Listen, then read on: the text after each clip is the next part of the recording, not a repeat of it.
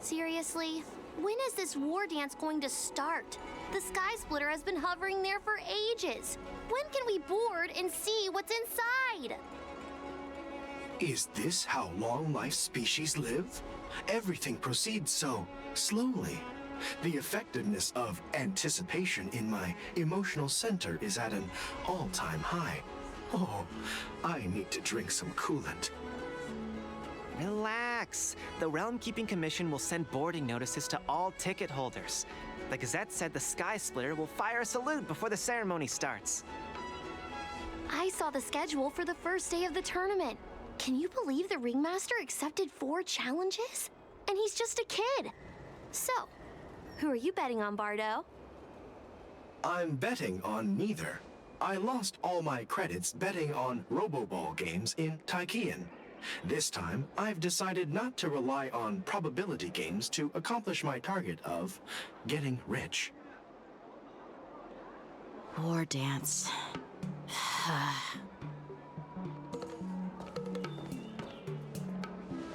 There you are.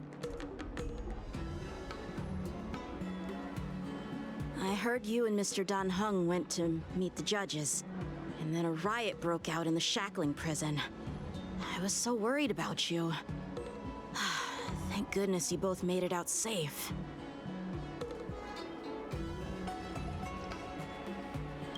There was a revolt in the shackling prison. Fortunately, we were protected by the guards until the Cloud Knights arrived to rescue us. I was planning to take Miss March and Yun Li to Stargazer Navalia to see the Skysplitter up close, but we stumbled upon a group of suspicious Foxians carrying official identities.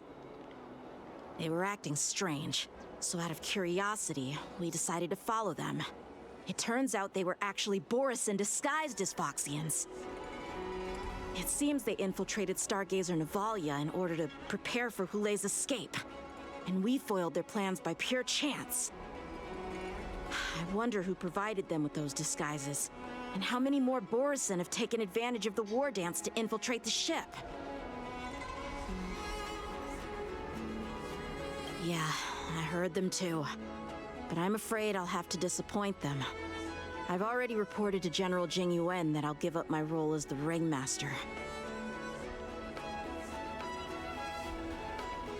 The security of the Luofu is more important to me than anything else. I need to fulfill my duties as a Cloud Knight Lieutenant before taking on the honor of being a Ringmaster. Those tourists just want to see some good sword fights. Anyone can participate in this kind of tournament. It doesn't have to be me. The real challenge lies beyond the ring on the Skysplitter. If we don't capture the fugitives soon, Hoolay will wreak havoc. Obviously, there's someone behind the scenes orchestrating this prison break, intending to spread chaos. If we fail to thwart their evil plan, what honor will be left for us to uphold? Well said. You may be tiny in stature, but your ambition matches that of the Yaoqing's warriors. Hey, this has nothing to do with my height.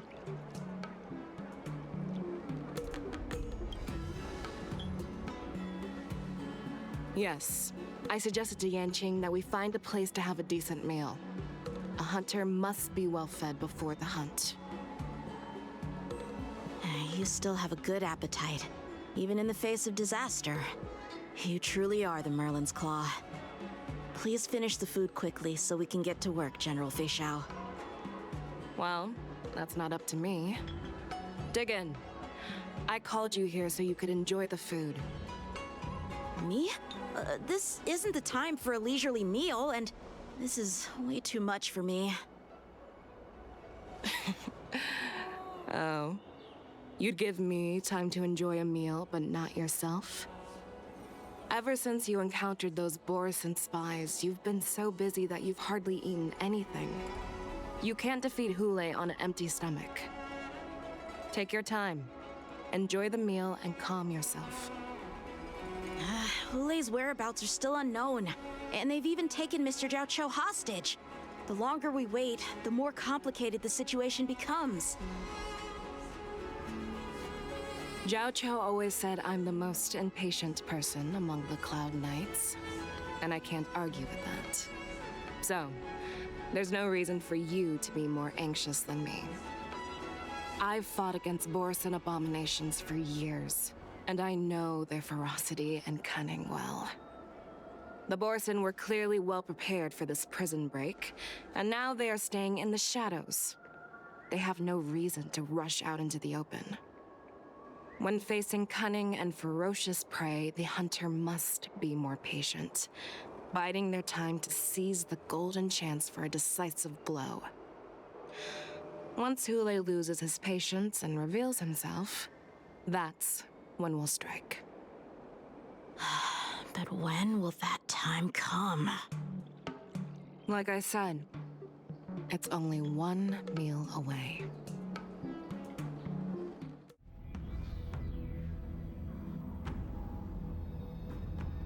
General Huayan, the Skyfaring Commission has finished its preparations. Do you have any other instructions?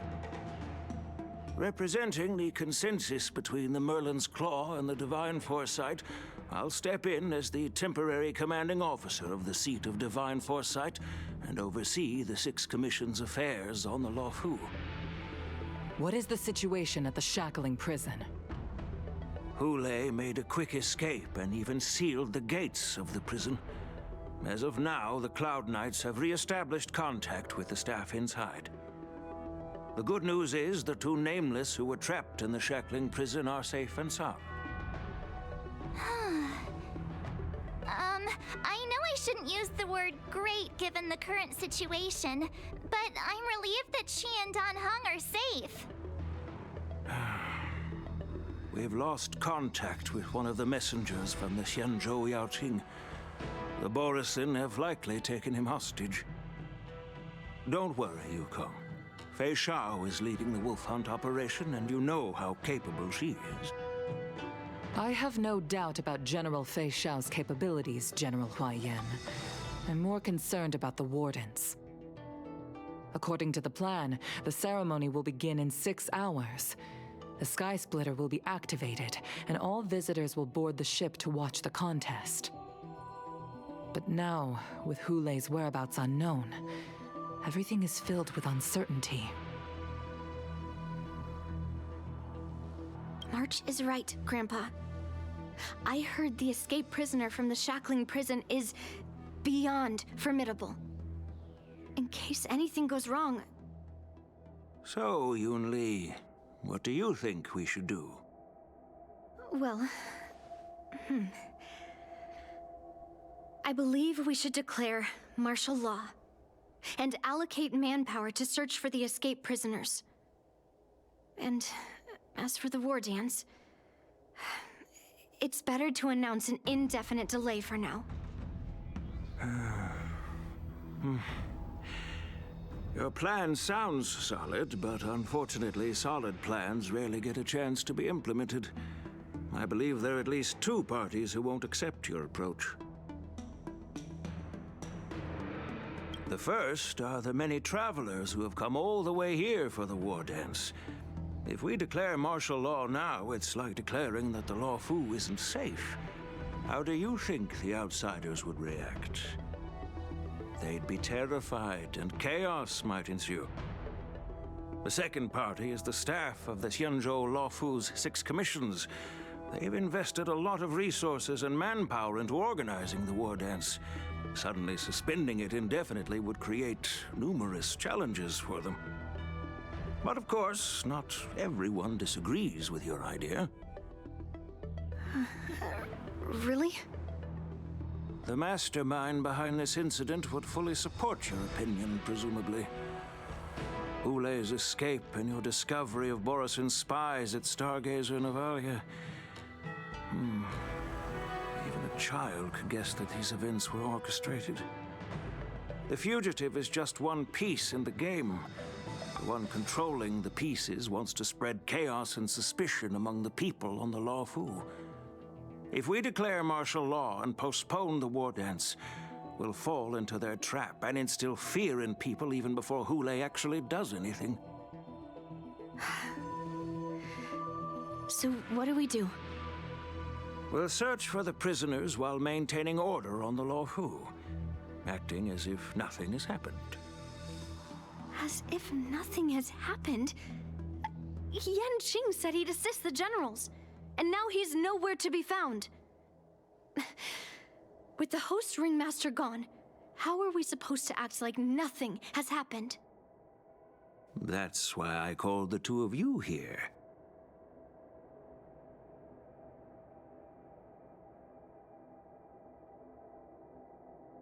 General Huaiyan, are you asking me to take Yanqing's place as the ringmaster?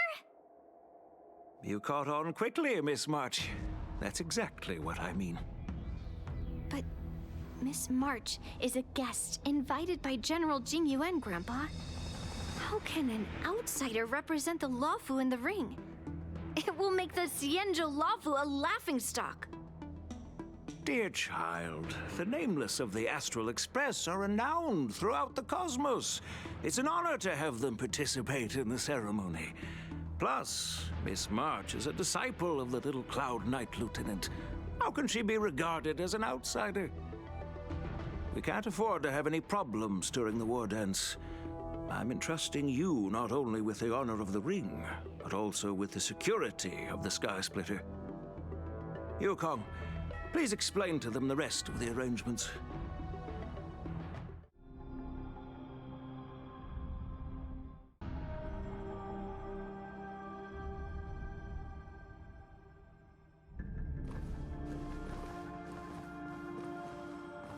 I am sorry for our improper management, and I truly appreciate your assistance, General. There is no need to apologize. We Cloud Knights fight on the battlefield while you judges punish the criminals. We are two sides of the same Xianzhou Luofu, and it is my honor to serve the Ten Lords' commission. I've grasped the situation of the prison break. Now tell me more about the current state of the shackling prison. Borison infiltrated the prison in disguise and released the prisoners, spreading chaos. Among the judges on duty in the 4 divisions, Judge Shui from the detention division was killed and is temporarily unavailable. So, I'm taking over her duties and commanding Arumaton spectral envoys and spiritfarers to quickly restore order in the affected areas. I and the two behind me will go deeper into the prison to investigate. But, General, the situation inside is still chaotic and perilous. Your presence would be... It's common for Cloud Knight generals to face danger directly. Hoolay has escaped, and the Yaoqing envoy is being held hostage by the Borison. His fate is unknown. This is a grave matter. Not only did the Merlin's Claw offer no reproach, she decided to go after Hoolay herself to prevent further calamity. I believe the Luofu owes her something in return for her fervent determination. How did the infiltrators learn about the location where Hoolay was held? And how did they time their plan just before the Yaoqing messengers were ready to escort him? Finding the answer to these questions shouldn't be too difficult. What truly matters is if we can gather the clues that lead us to the mastermind behind all of this. I understand, but I'm afraid it won't be an easy task. For a long time, this hidden force has been pursuing their own goals and undermining the security of the Luofu. Backing down now will only encourage them to further endanger the peace here. The Ten Lords Commission will support your decision with everything we have, General. Dan Heng and Ling Sha, I'll need both of you to accompany me on this challenging journey. Well, it's part of my responsibilities as the Cauldron Master. So, where would you like to start, General? Let's start with those Borison disguised as Foxians. My people have already prepared the evidence.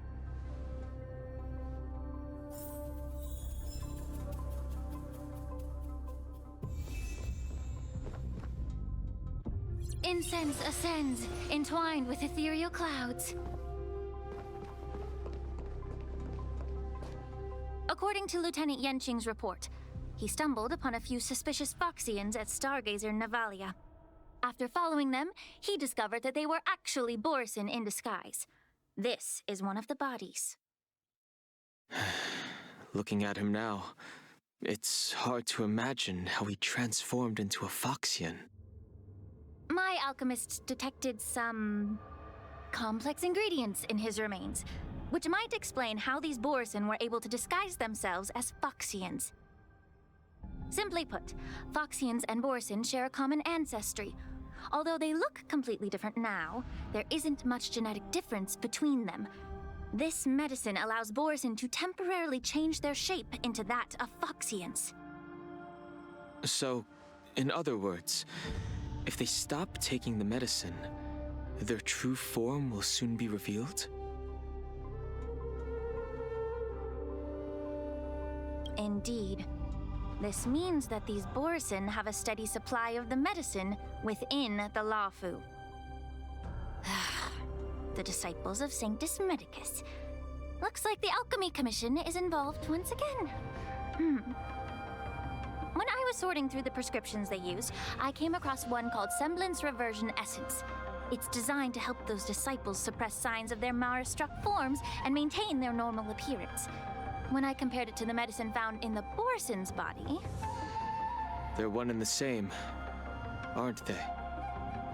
The medicinal properties and ingredients may differ, but the principle remains the same. Since ancient times, the Borison have always sought to have more powerful bodies, regarding the Foxians as weaklings. Yet, in order to save their warhead, they were willing to disguise themselves as Foxians.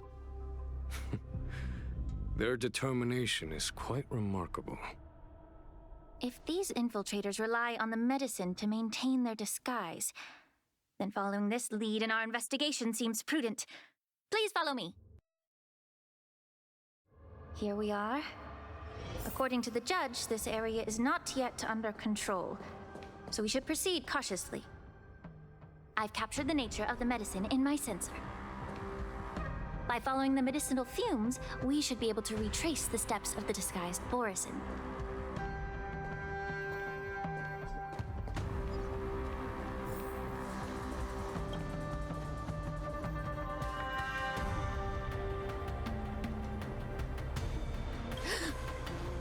Incredible strength. The attacker shattered this warden's bones with a single blow. Such brute strength is not something an ordinary Borison possesses. This is likely the work of Hoolay. If I may be so bold to ask, is this Borison truly that formidable? I have lived a bit longer and engaged in a few more battles than you, Miss Lingshaw. To the Alliance, Borison have always been the most formidable adversaries. And Hoolay is a monster feared even among his own kind.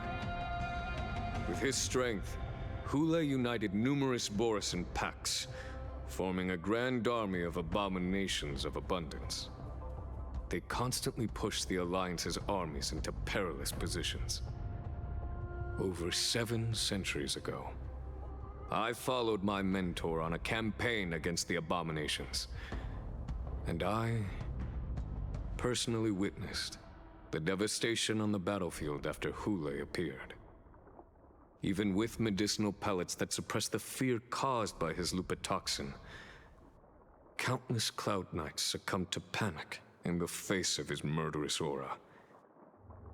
They couldn't even raise a hand in resistance.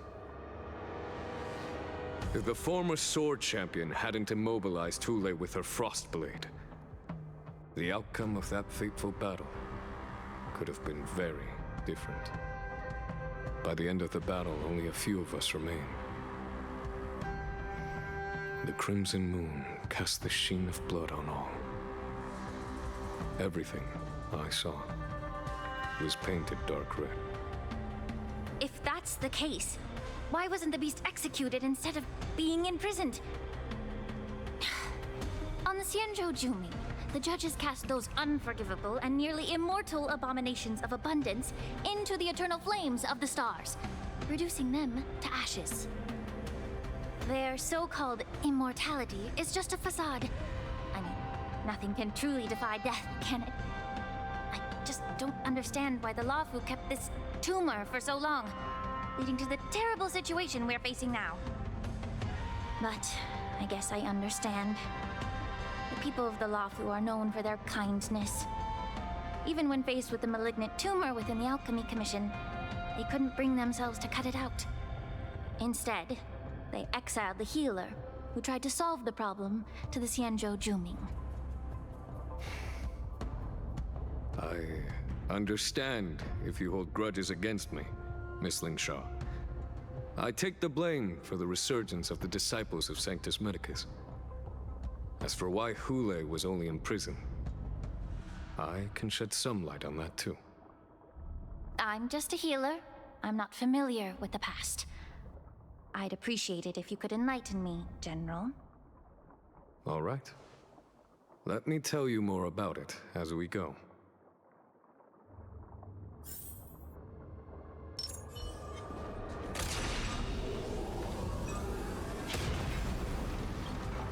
Did this Cloud Knight also take the medicine?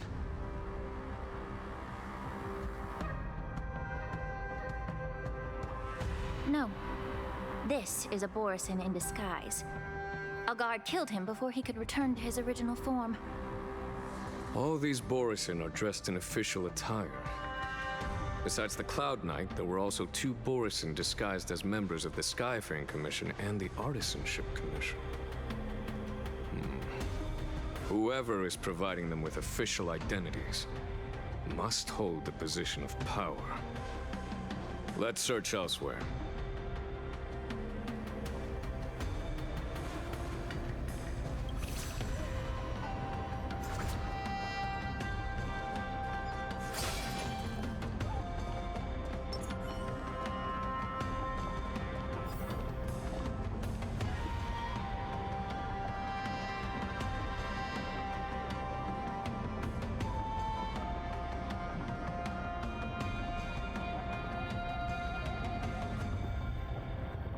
Someone bit open his arteries and drained almost all of his blood while he was still alive. Such a cruel and ruthless act. Despite being a long-lived species, Borisin are actually more like predatory beasts that must feed on raw blood and flesh. I've heard that Hoolay was deprived of food and water in the shackling prison. It's hard to imagine how he managed to suppress his hunger for over 7 centuries. Will the hostage from the Yaoqing be able to avoid being his meal? Such is the terrible nature of the abominations of abundance. We subjected him to the Forest of Swords to drain his life force. But in the end, his punishment turned into a test of our patience. Just like you said, Miss Lingshaw.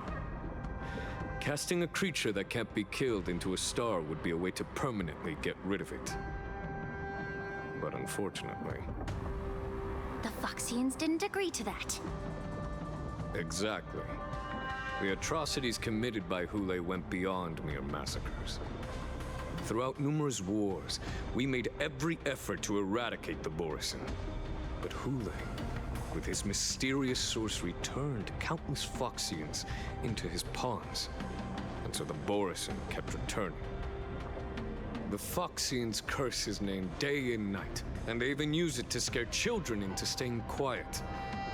How could they grant a swift death to such a great sinner? I wonder if you know why Hoolay wasn't taken into custody by the Phoxian majority Xianzhou Yaoqing, but instead imprisoned in the Xianzhou Luofu, Miss Lingshaw. As you mentioned, your mentor was an exceptional warrior and was the one who defeated Hoolay, an extraordinary achievement. Therefore, the Marshal placed this feral beast under the jurisdiction of the Xianzhou Luofu as an honor, I assume? It seems you have a major misunderstanding about this arrangement, Miss Lingshaw. Allow me to explain it to you.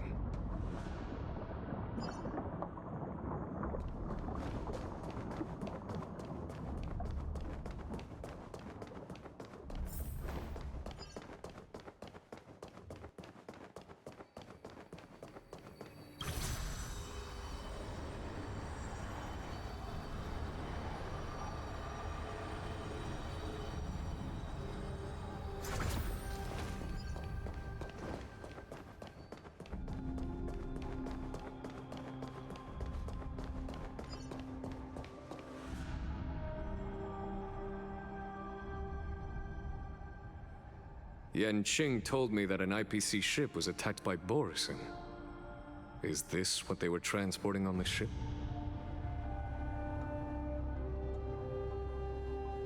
Yes. The Artisanship Commission and Alchemy Commission conducted a joint examination and found that parts of this machine are made from specially refined Borison biotissue. I heard the Intelligentsia Guild has been researching the biological properties of long-life species, hoping to make medical or combat-related discoveries. However, they haven't dared to cross any lines due to their so-called relationship with the Alliance. Perhaps to those scholars, Borison are no different from lab animals. Maybe the Borison attacked that ship to retaliate against the Intelligentsia Guild for experimenting on them? No. If it were only about revenge, they could just wreck the ship and destroy all the cargo, instead of allowing it to end up in the shackling prison. It was a deliberate display to showcase the dangerous nature of the cargo in broad daylight. This way, the cargo would end up in the shackling prison, serving as a tool for the prison break. This skill in exploiting the blind spots of others' mindsets is so atypical of them. I'm afraid the IPC and the Intelligentsia Guild unknowingly became their accomplices.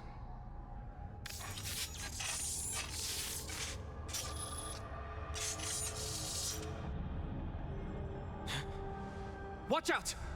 This thing is still alive!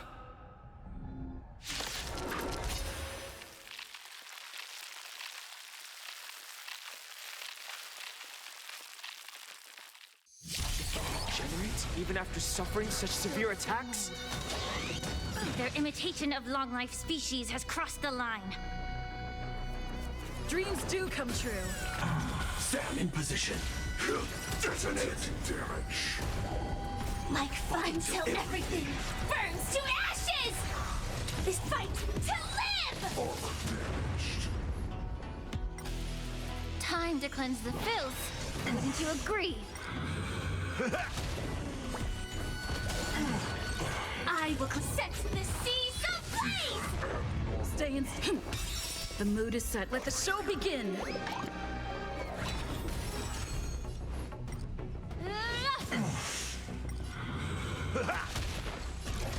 Fight to live! Shutting down.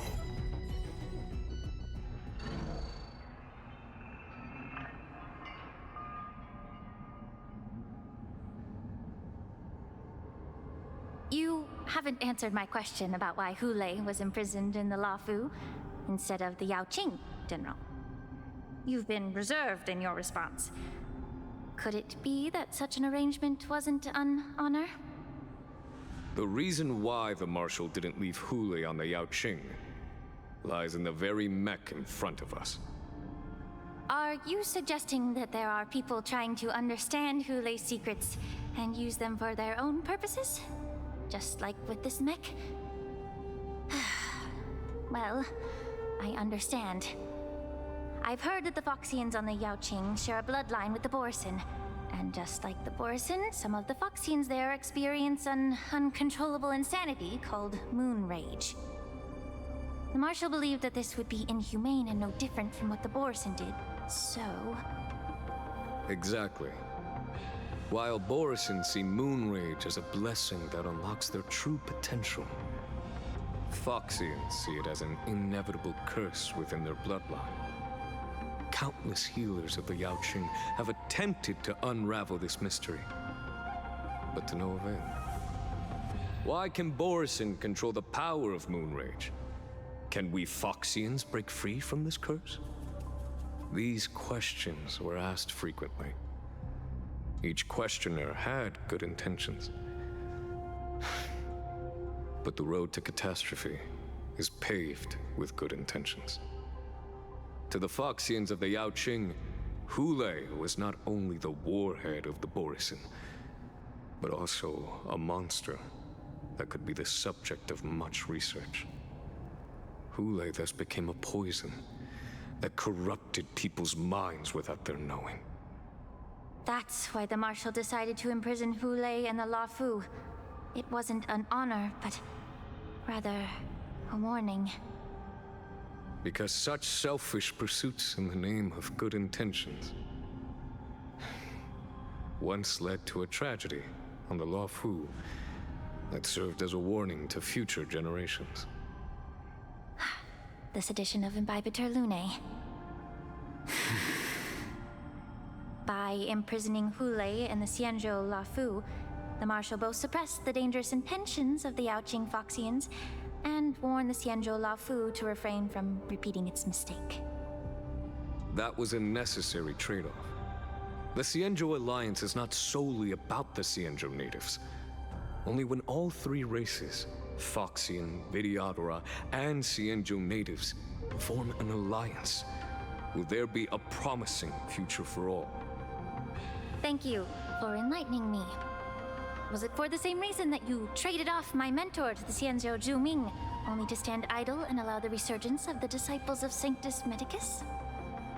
You said that I couldn't bear to cut out the malignant tumor within the Alchemy Commission, but instead exiled the healer who tried to solve the problem to the Xianzhou Zhuming. But did your mentor tell you her good intentions led her to perform certain healing arts on Dun Hung, who had just finished his hatching rebirth, so that he would regain the memories of his past life? What did you just say?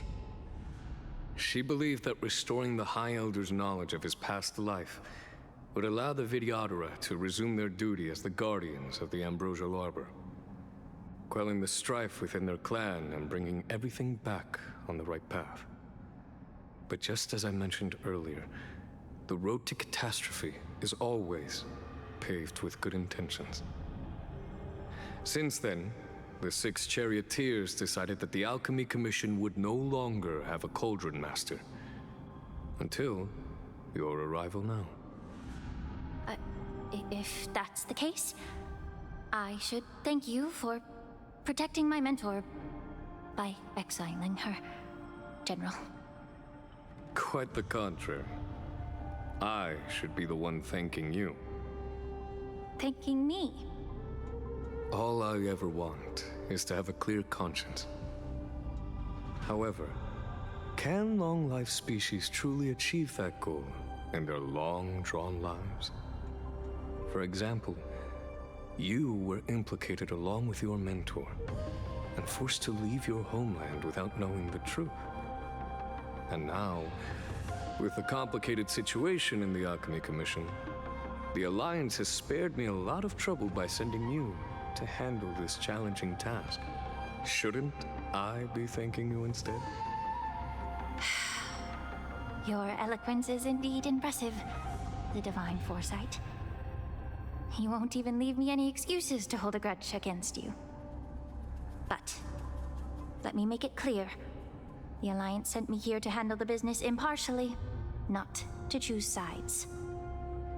It doesn't matter which side you choose, Miss Lingshaw. At the end of the day, both you and I stand on the side of the Alliance, don't we? Let's keep going.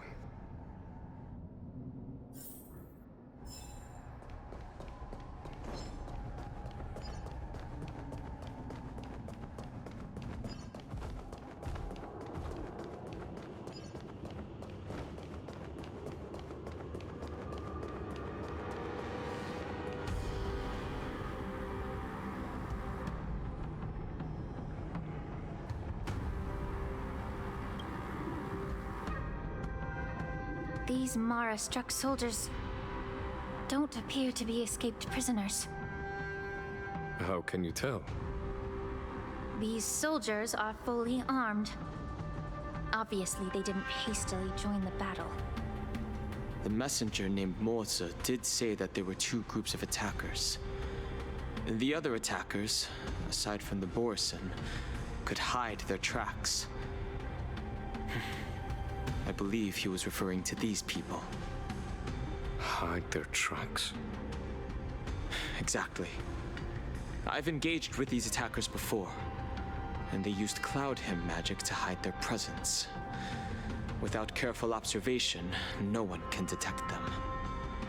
You once warned me to be cautious of the Vidyadhara Elder's influence within the Alchemy Commission. Could it be? What's on your mind, Miss Lingshaw? Well, it seems that someone provided the attackers with a map of the shackling prison. And considering the Vidyadhara's involvement in the prison's construction, it raises suspicion about their role in this. Additionally, the fact that the Borison need medicine to disguise themselves would suggest that there are still moles within the Alchemy Commission assisting them covertly. Moreover, forging official identities for the undercover Borison would require someone with significant authority. And the presence of assassins capable of using Cloud Hymn magic deepens my suspicion about the Preceptors. But why would the Vidyadhara collude with the Borison and aid in Hoolay's escape? They aim to spread chaos. They believe that only in chaos can they regain their former power and influence. Since this edition of Imbibe de Lune, the once proud dragon race has been powerless, watching their influence wane.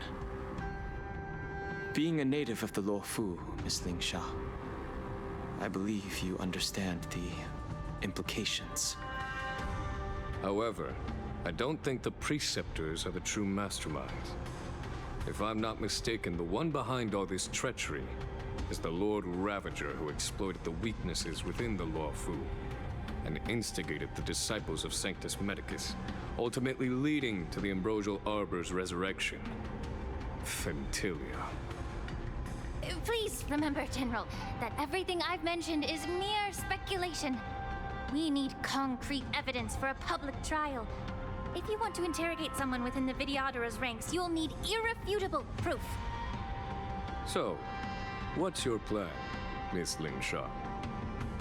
I'll send an invitation to the Preceptors. An invitation?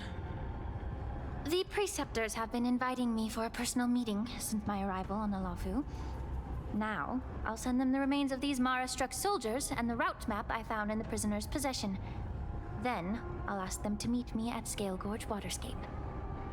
I'd like to hear their explanations. Good idea. If I were to take action, it might alert the true mastermind. I trust you to handle this matter, Miss Lingshaw.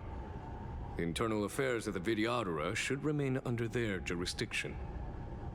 And don't worry if things don't go smoothly. Once the wolf hunt operation is over, the hidden truths will come to light. Speaking of the wolf hunt operation, I'm truly worried about the Yaoqing messenger who was taken hostage. Hoolay was starving in the shackling prison for centuries. I don't know if the messenger can survive in that wolf's clutches. May Rainbow's blessing keep him safe.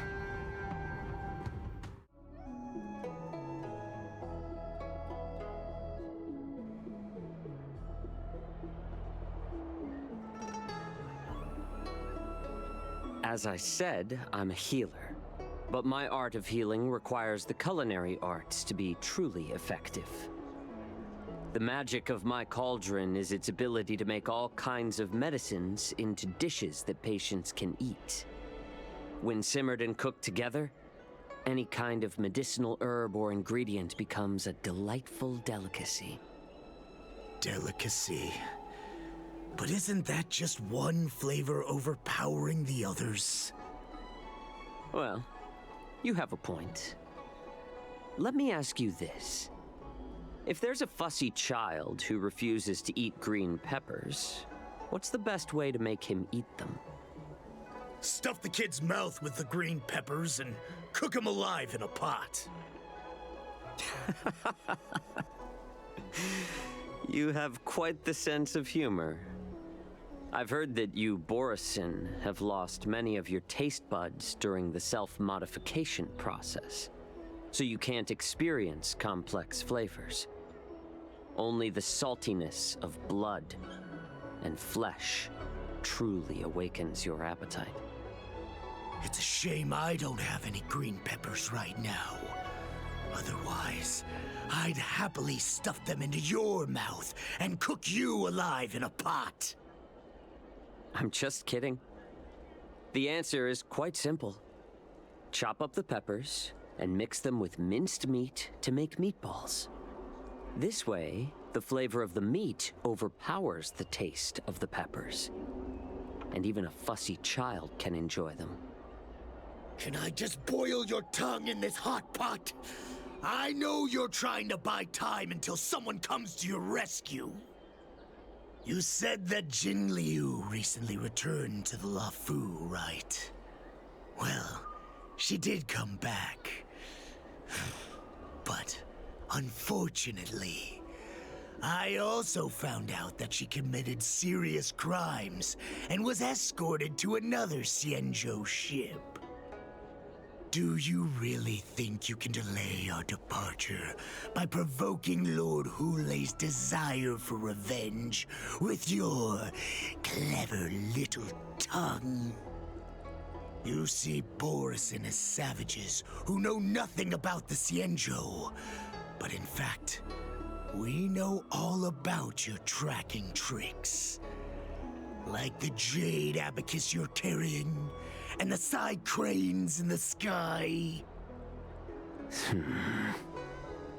The more hope you hold in your heart, the greater your pain will be when death comes. I wonder if you can maintain your composure when I tear your throat open. His composure is only a temporary effect of the medicine. And it will wear off soon, right? Lord Hoolay. Oh, you pathetic Foxians. For thousands of years, we were the ones who allowed you to live, and who granted you civilization. But in the end, you chose to betray us for the freedom promised by the Xianzhou people. But it's all right. As long as you catch the scent of your masters, you obediently return to us. No matter how far you run away. Hoolay. Have you ever wondered why it took them 7 centuries to come to your rescue?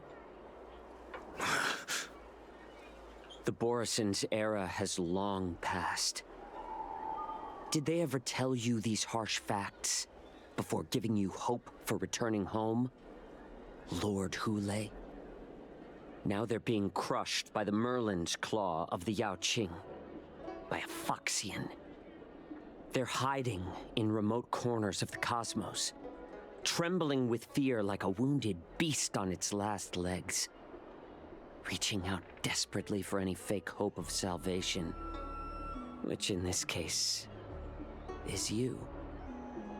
The Merlin's claw of the Yanqing. A Foxian? Very interesting. Tell me, Mock Talk. Is he speaking the truth? He isn't lying. That lowly beast was a war slave who ran away from our pack. Cannon fodder, a thief! She stole our power and used her knowledge about us to fight us, using every dirty trick in the book! And she bested you, Mock Talk. Fairness is but a pathetic excuse for the dead and defeated. Since our great pack has fallen apart, who told you that I was alive? And who sent you here? In our darkest hours, It was a prophet of the Master of Immortality, named Mongus, who showed us the way. Her guidance brought us hope. This prophet, Mongus, what does she want? The prophet made this proclamation.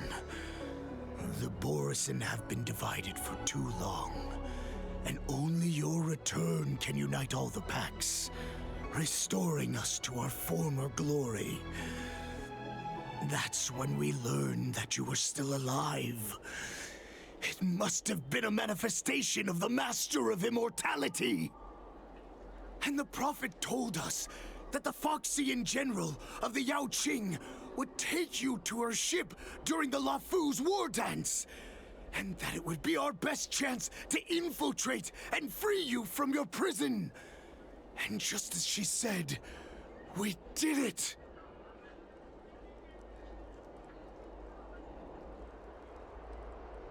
That so-called prophet lied to all of you. She just sent you here to die. But her prophecy has come true. Our warhead is right here, with us! Once the news about the prison break spreads, the Cloud Knights will close all the ports. You may think you've escaped the prison, but you're just trapped in another cage, known as the Luofu. Let me kill this unruly, lowly beast, Lord Hoolay! I assure you that our Starskiffs will soon arrive. Right now, everyone in the Luofu is distracted by the stupid war dance, so this will be the perfect chance to escape. Once you've returned to your territory, your revenge against the Xianzhou ships will be within reach.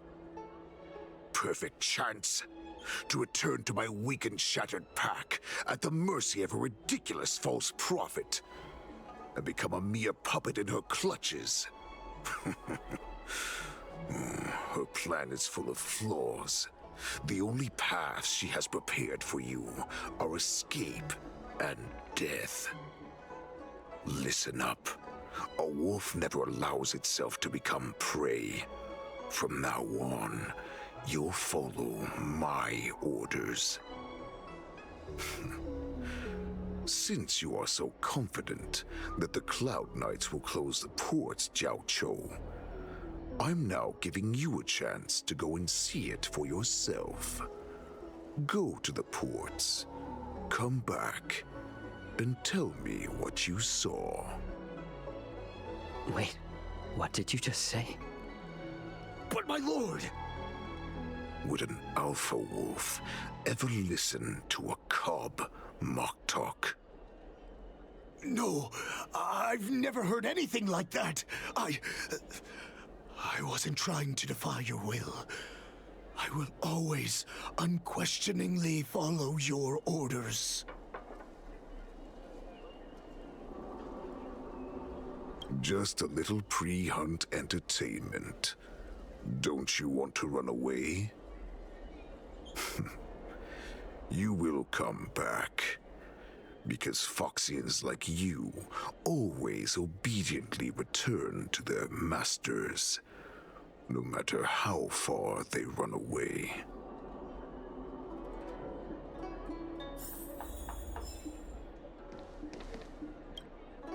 Water!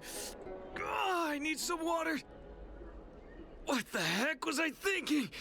If I knew it'd end like this, I would have stayed in the shackling prison. Better to live in shackles and die free. Let me take a look. I can help you out. Are you a healer? Please, bandage me up. I don't want to die. Although Hoolay and his followers can currently hide in the city, won't be long before they're found. What was he planning when he let me go?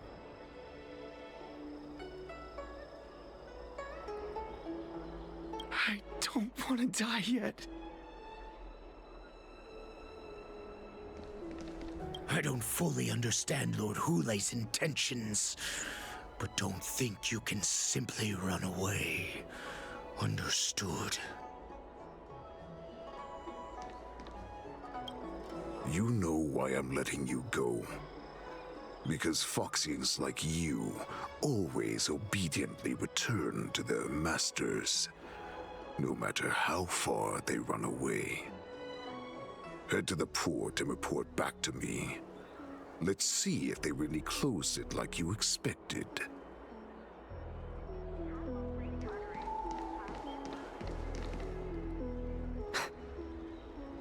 I can't believe he actually let me go. What game is he playing?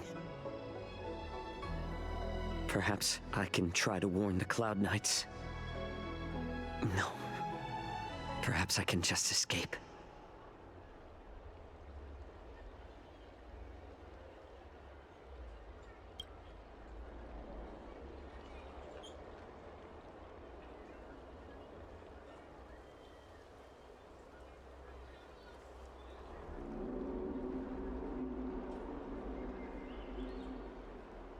Just as I suspected.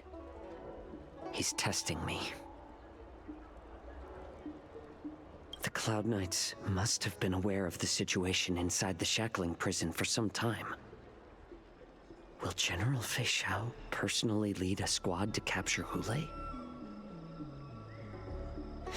For now, I'll do as he asked.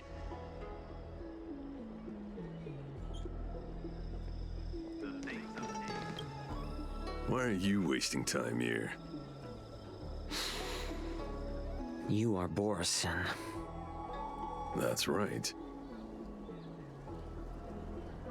So that's how you managed to infiltrate the Xianzhou ship. If I hadn't been so familiar with the scent of Borison, I wouldn't have been able to tell. Never heard of such miraculous medicine, huh? Medicine? I heard there was a mutiny within the Alchemy Commission during the Ambrosial Arbor crisis. These infiltrators must have connections within the Xianzhou Luofu. Lord Hoolay ordered you to go to the port and take a look, you lovely beast. Why are you still lingering here?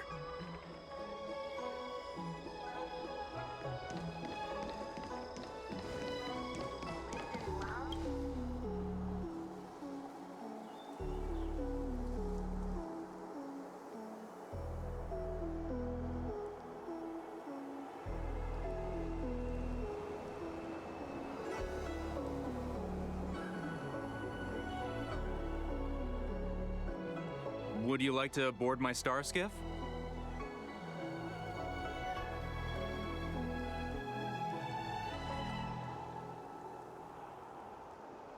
Well, my little Starskiff can't accommodate that many. But I have a larger one that will arrive in less than 15 minutes if you need it. So, where would you like to go? We need to hurry wherever we're going. The Wardance is about to start, and the Skyfaring Commission is prioritizing Starskiffs heading to the Skysplitter.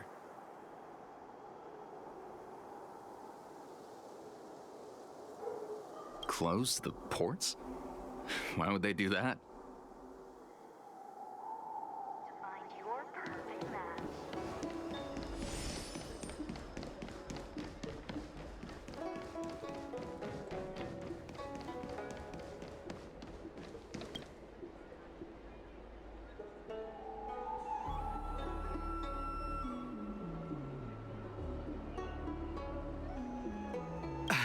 I'm sorry, but the Realm-Keeping Commission Chancery is currently closed. All the officers and officials have been reassigned to assist in the war dance.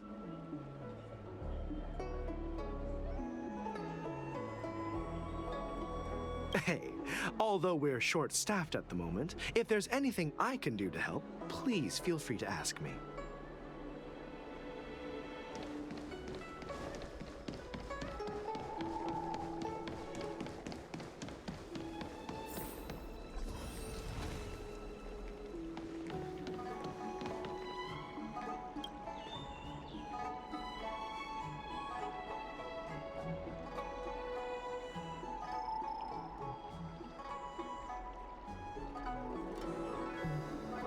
Hey there. I noticed you'd been looking at me for quite a while. Do you need my help?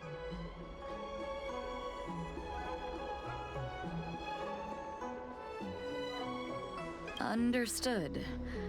Please come to me if you need any help.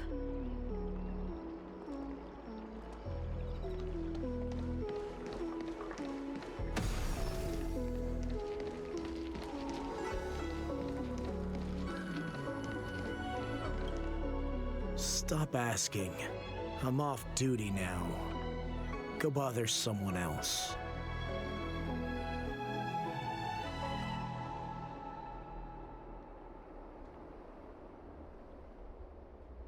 Can't you just stop asking? You're not one of us, but I smell a familiar scent on you. The warhead sent me here to check on the situation.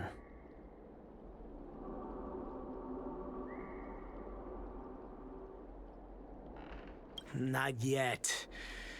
There's no way for this tiny ship to escape from the Xianzhou. Only the starships at Stargazer Navalia can break through the Jade Gate. Moktok said there would be insiders to pick us up, but I haven't heard anything yet. The ports haven't been closed? What is going on? What exactly is happening? We should have received word from Stargazer Navalia long ago.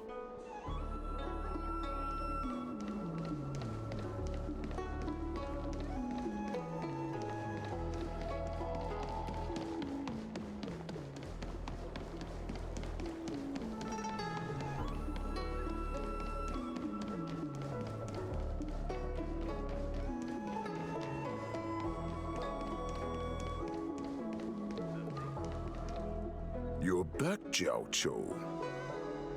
You were closely watching me, weren't you? And if I sought help from anyone, your people would kill them. Was that your plan, Hoolay?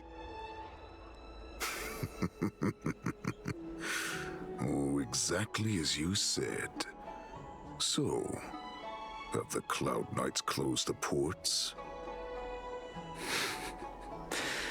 No. They don't want to publicize my escape. I understand.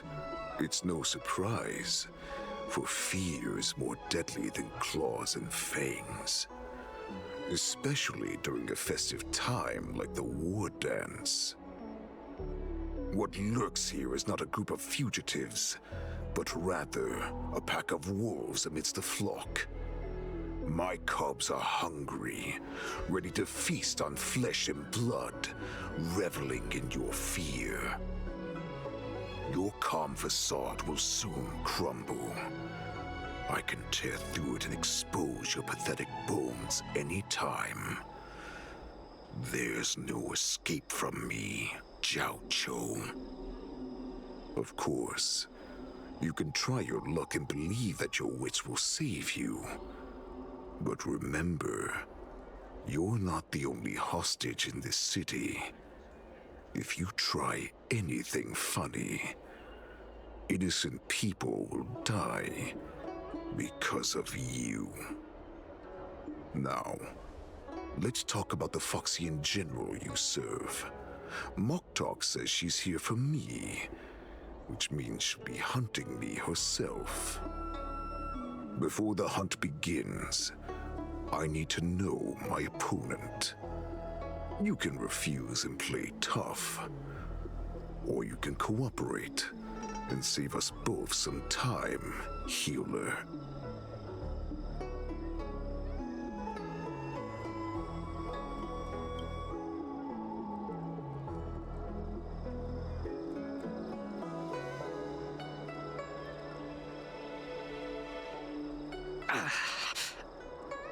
Good.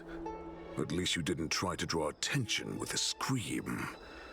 That way no one will die in vain. Fine. I'll tell you what you want to know about her. But I expect something in return.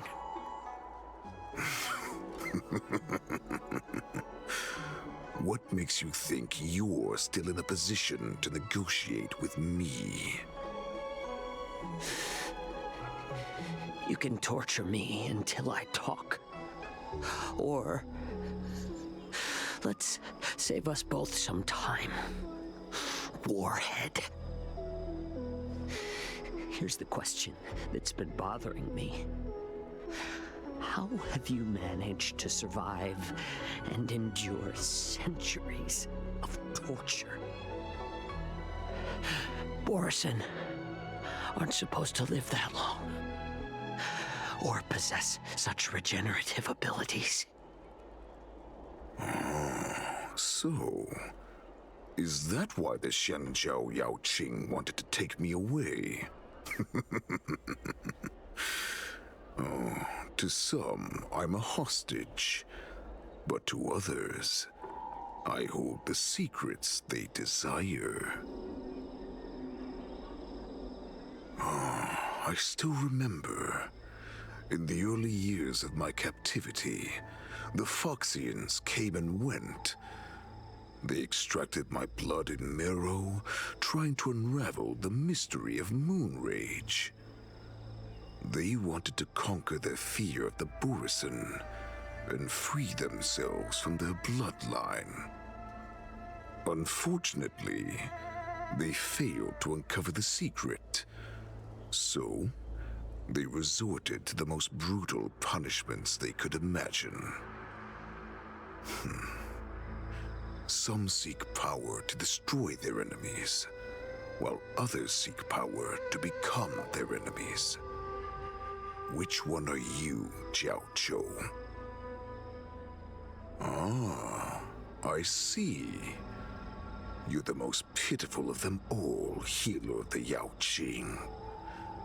You seek power to share it with others and do good. Well, then let me tell you the answer you seek. In our ancient legends, Duran, the ancestor of the Borisin, was dissatisfied with his limited lifespan and power. He yearned to dominate the skies and become the master of all the stars. To achieve his goal, he sacrificed the lives of countless Borisin and Phoxians, pouring them into the spring bestowed by the Master of Immortality. Through a form of genetic sorcery, the water gave birth to a miracle. The lunar embryo. Duran ascended the birthing bed and obtained what he desired. A heart in the shape of a deep red full moon. He cut open his chest and replaced his original heart with this crimson moon.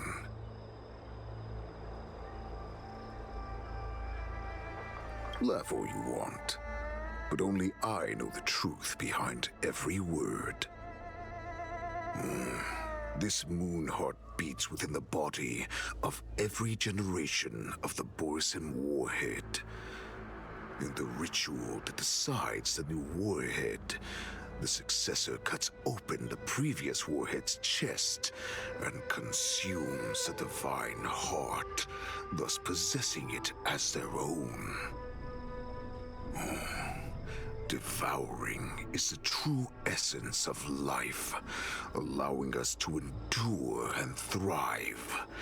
It gathers the life essence of all the prey we consume, making us stronger and stronger. I thought all hope was lost after 7 centuries of torment. But now, this heart is beating once again. All right. Now it's your turn to tell me everything about the Merlin's Claw. Xianzhou, I found you.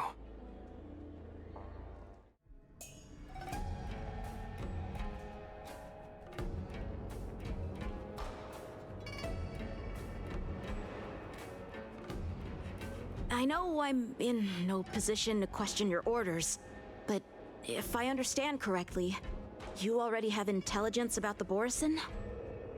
That's right. My people are busy collecting clues now. What's the situation, Wadza?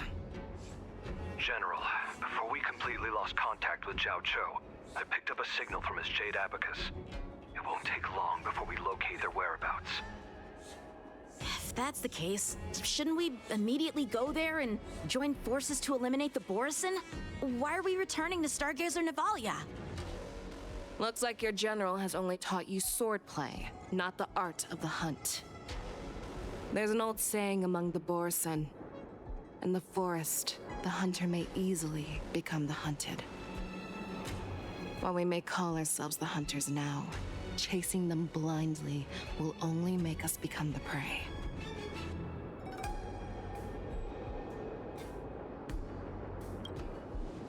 Are you joking, General? He's just a wolf who's been imprisoned for 7 centuries. Even with his accomplices, they're no match for us numerous Luofu Cloud Knights. How could he consider us his prey?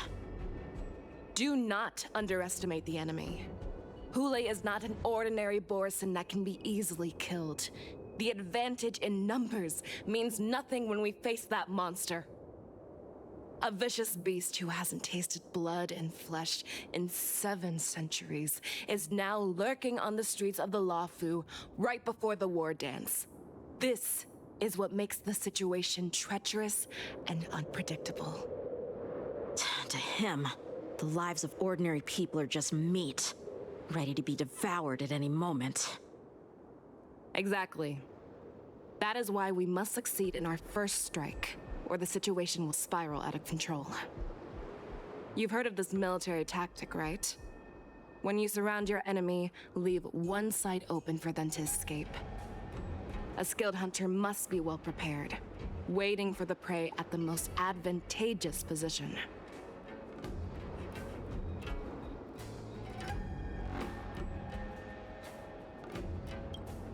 What would we do if we were the escapees from the shackling prison? While we can disguise ourselves and blend in with the crowd, we don't plan on staying here for long. In this case, what do we need most now? A Starskiff to get us out of the Luofu. The Borisin we discovered at Stargazer Navalia were actually preparing a vessel for their escape. We predict their next move, and we take them down. Let's start from where you found those Borisin and corner our prey.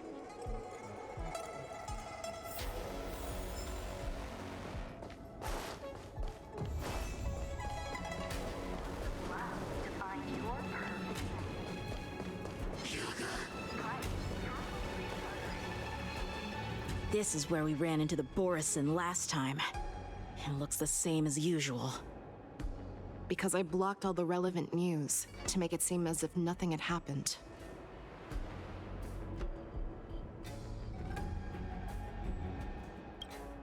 Losing contact with their accomplices preparing the Starskiff will surely put them on guard. However, the more well-prepared a plan is, the longer it takes to adjust when it's disrupted. If any Borisin wants to stick to the original plan despite the risks, they'll surely come back to Stargazer Navalia to check the situation. Are you suggesting that there are Borisin here at Stargazer Navalia right now? This is an automated area. So don't you think that there are a bit too many people here today? First, look at those 2 Skyfaring Commission staff members. They've been observing us in secret since we arrived here. Then there's a Cloud Knight soldier over there. Perhaps he's here for patrol, but each patrol team must consist of 2 members. And obviously, he is not following the rules. Lastly, there's that craftsman wearing Artisanship Commission clothing. He's unusually focused on checking that device. If you have a target in mind, let's go investigate.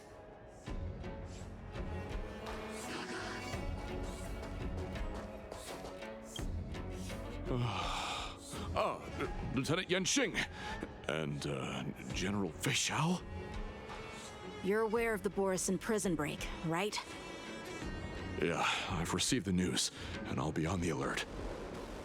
Looks like you've been keeping an eye on the Skysplitter. Have you noticed anything unusual? No, everything is normal on the ship. Nothing out of the ordinary.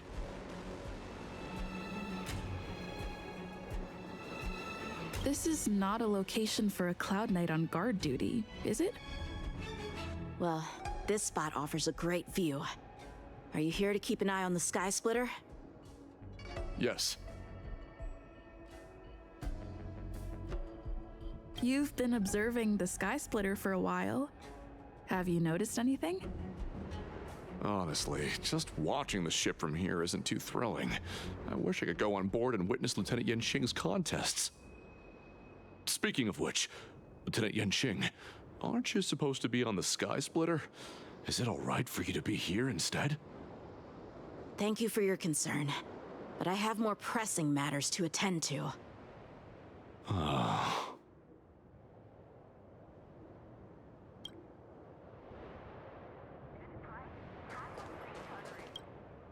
Hey, you there! Please refrain from wandering around Stargazer Navalia if you're not... Oh, it's you, Lieutenant Yanqing.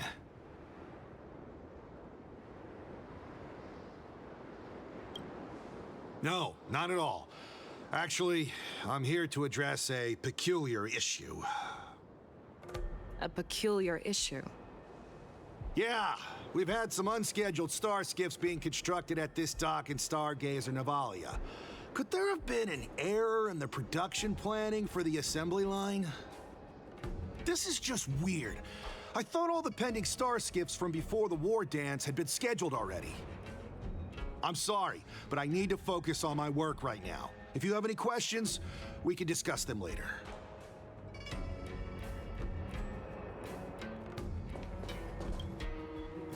You're on duty, soldier. Stay focused. Yes, ma'am. I'm sorry, but I need to focus on my work right now. If you have any questions, we can discuss them later.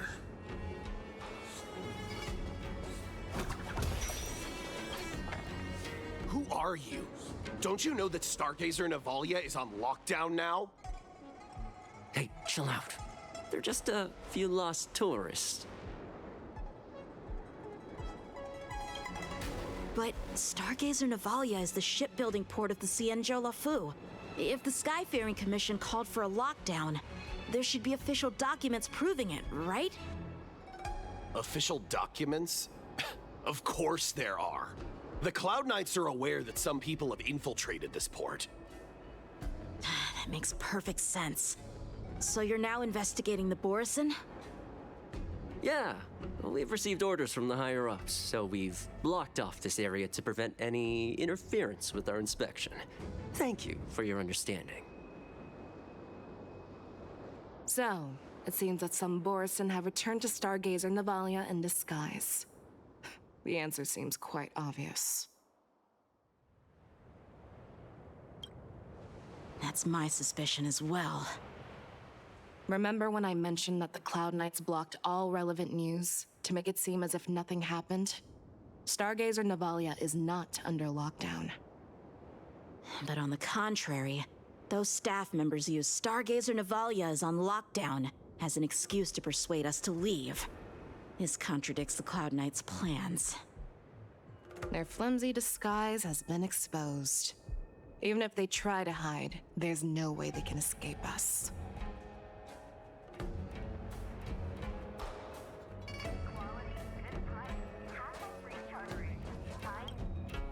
Why are you still here? As I said, Stargazer Navalia is on lockdown now. No, I never issued such an order. Who are you? Perhaps you haven't met me on the battlefield, but I am certain you've heard my name. Now I'm asking you a question, so answer me. Tell me. How many more of your comrades are here? Where were you planning to meet Hoolay? This woman! She's the general of the Yaoqing! What are you still waiting for? Attack her!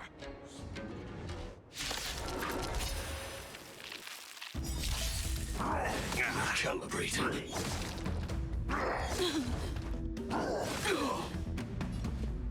Let's improvise. Life's like a good, my friends. Indulge yourselves! Attack! Until everything burns to ashes! Fight to live! That's all you got? It ain't over. Set the seas ablaze!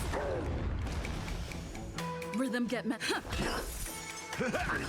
Hope you're prepared. Firefly Type 4, fight to live!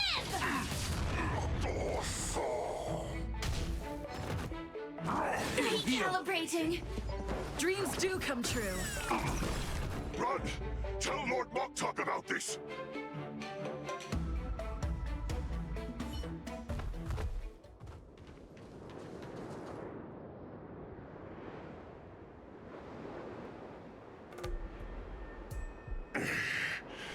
Why don't you kill me?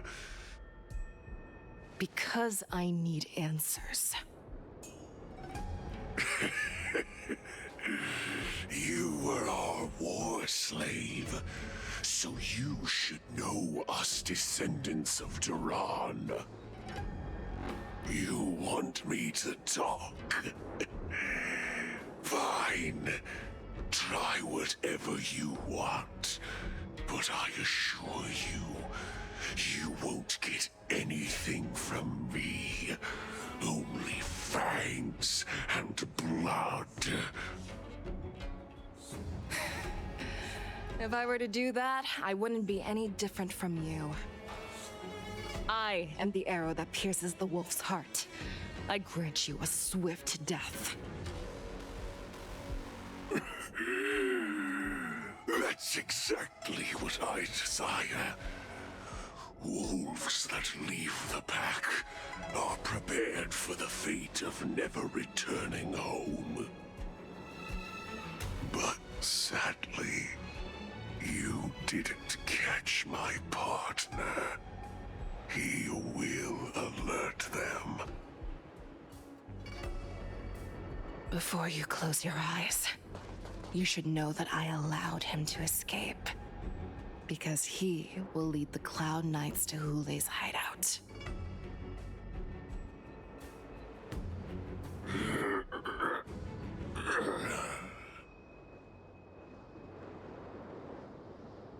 Is this how you leave one side open? You let that Borison escape so you could track him? This is the most common hunting tactic used by Borison. I know the methods of these abominations all too well. They always leave an escape route for their prey, allowing them to flee in fear. Then they chase them like it's a game. Borison get great satisfaction from the last struggles of their victims. Have you witnessed these things firsthand? That guy called you a war slave. What exactly have you experienced? Well, just a hazy past that I can barely recollect. Long ago, I was one of them.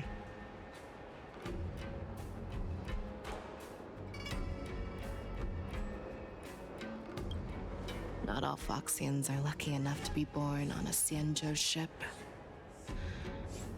I grew up in one of the worlds where Borison roam, known as the Fallen Territories by the people of the Yaoqing. To the Wolf Masters, Foxians are nothing but property. Cannon fodder used to slow down the Xianzhou attacks on the battlefield. But you survived. And not only that, you became the general of the Yaoqing. If I get the chance, I'd love to hear stories of your past, General. Speaking of stories, you've reminded me that now is not the time for them. Wadza, we've sent the warning from Stargazer Navalia. What's the situation on your end? I've found them. Xianzhou is trying to stall Hoolay, and he signaled me to not reveal myself. Trust his judgment and keep watching. We'll be right there. I believe the warning we sent will stop Hoolay from attacking Stargazer Navalia. What will he do next? The hunt is not over yet. Stay safe, Xianzhou.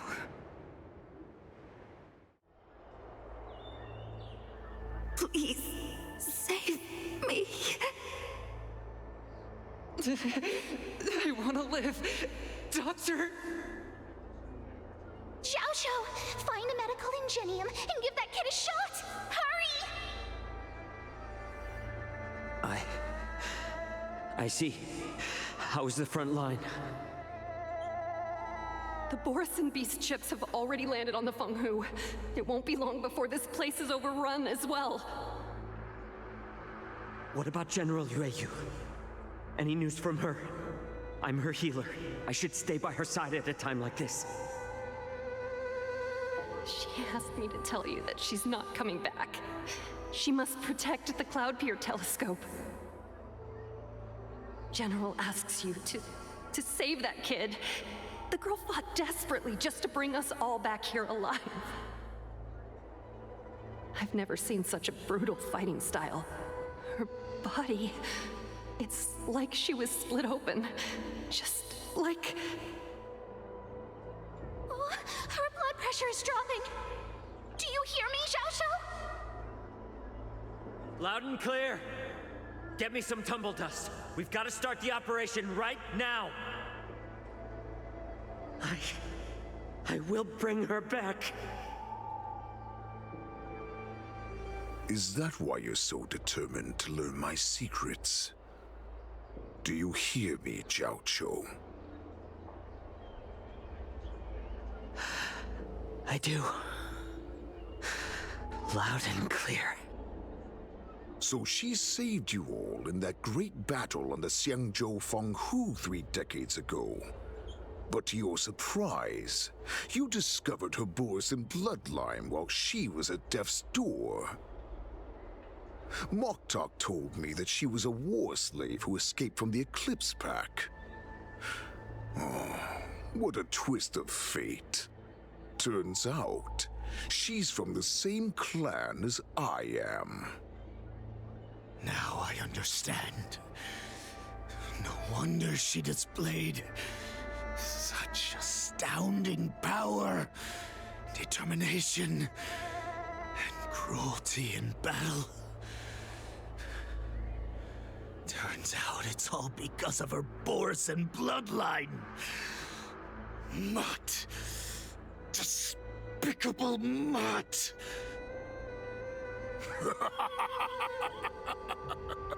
And she used the gift of her bloodline to destroy the Borison.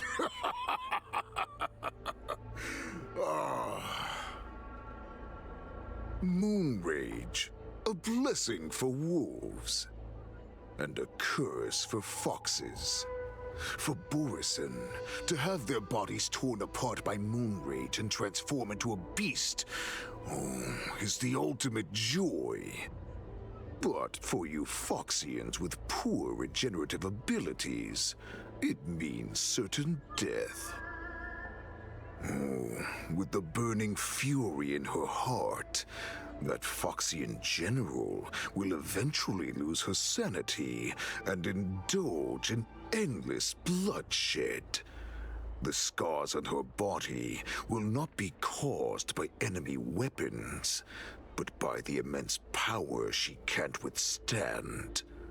One day, she will be torn apart and die as a monster. And in return for saving her life, you intend to give everything to solve this impossible puzzle. Hoolay. Do you know the saddest thing about being a healer? All this time, I've devoted my life to bringing back those who sacrificed their lives to monsters like you.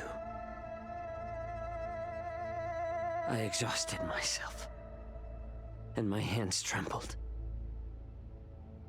But I believed everything I did was meaningful. But once again, they rushed into battle. And then I heard of their deaths. They died under your claws. In your jaws. Amidst the flames of crashing starskiffs. And under the luck's arrow of rainbow. Like a useless idiot, I saved a fish named Life out of the cauldron called Death, only to watch it struggle, dive back into the boiling broth. So I asked myself, why were they so eager to run toward their death after they had recovered from their wounds? Why wouldn't they value their hard-won life? All the doubts left me feeling lost.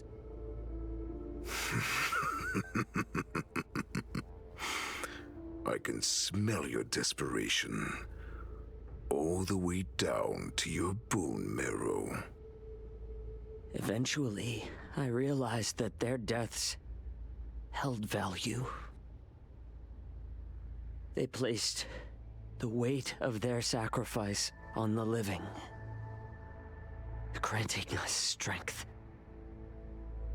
With a coin forged by their deaths, they exchanged something more in return. Everything I'm doing now, following you so closely, is just for one reason. Witnessing your death with my own 2 eyes. Even your death has value. It will pave the way for a peaceful Wardance and a fully cured Feixiao. The thoughts in your pathetic head are hardly surprising. Did you already know this? Yes, I did.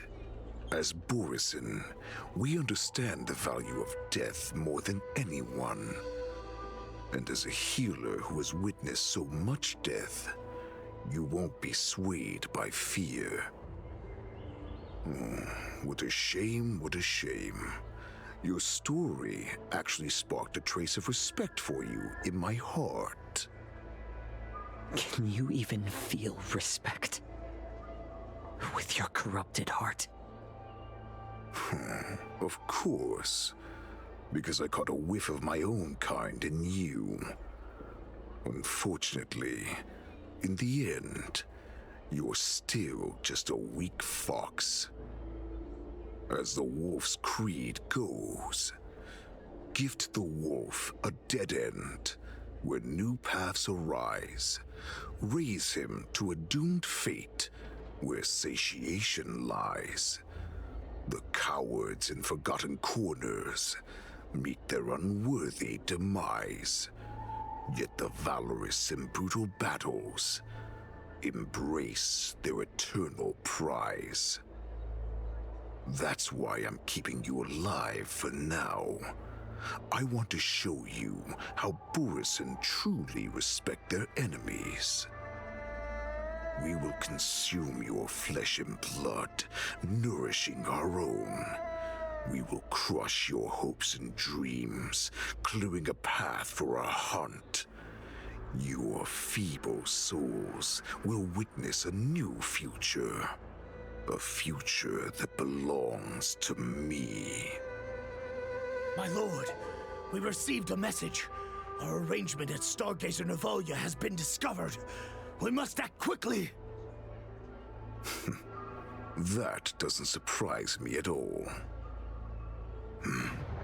Moktok, what's that noise? It's the Skysplitter. The ship that the Wardance will be held on is about to set off. The Skyfaring Commission will clear the air routes. And if our starskiffs try to escape, we'll be spotted. Calm down, Moktok. Look at you now, hiding and fearful. Where is your Borisin dignity? As I said, I'd sacrifice my dignity for your return. As long as you can come back to the Borisin Pax, there's still hope. Hope? The Borisin have forgotten the wolf's creed. Weak creatures put their hope in the strong, but the strong fight their way out. Bringing me back instead of choosing a new master only proves the decline of our pack. And as for the prophet who manipulated you into saving me, she's just a liar trying to use Duran's offspring. Mock talk. Let me tell you how the Borisin will rise to power. We won't hide like rats in the streets of the Xianzhou. We will be ravenous wolves, walking amongst a herd of lambs with our fangs bared. But, Great Warhead, our packs are not here. We can't go to war like this. Our packs are not here. Wherever I go, everyone is the pack. Stay away. Just don't come any closer. No!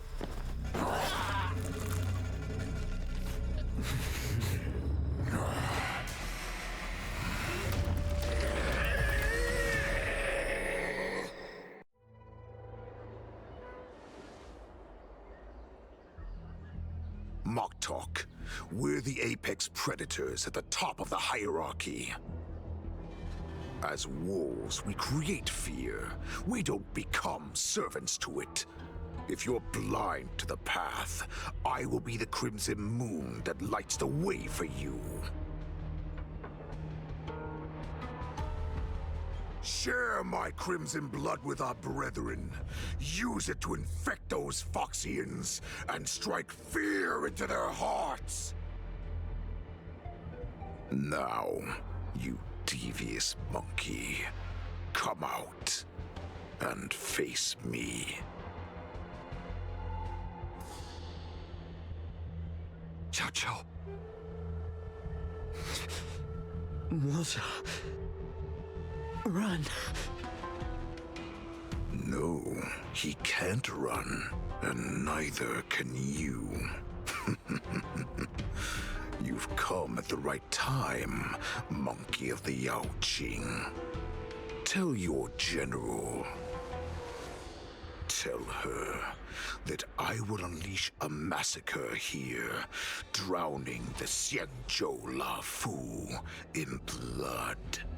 From this moment on, wolves bearing my blood will hunt on every street, feasting on the followers of that devilish archer. Follow me, my cubs.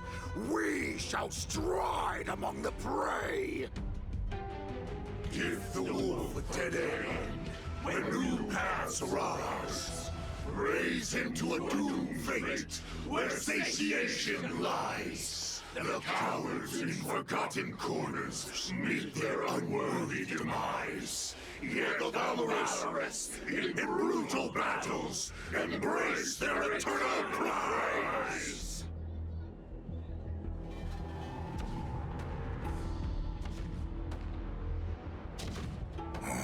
Do you hear that? The rumble of the cannons. It brings back all the memories of past battles within me. My return will bring back the wolf's creed. In my own way, I shall save our weakened pack and restore it to its former glory.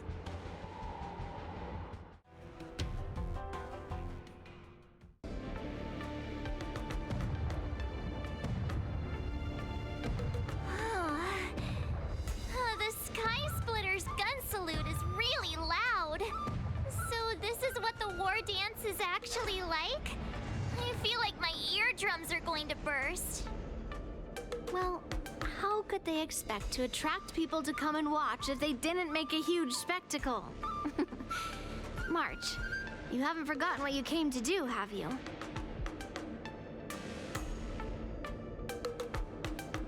Who am I? Where am I? What am I doing here? Look around you. Do you remember anything? Memories of falling from the sky into Taikian Stadium have come flooding back to me. We came to compete, didn't we? Great. You finally gotten your memory back, and I can put down old metal. As the saying goes, the disciple takes the toil of their master. Remember, you are here under the identity of a Luofu swordmaster, taking the place of your no-good master Yanqing as the ringmaster.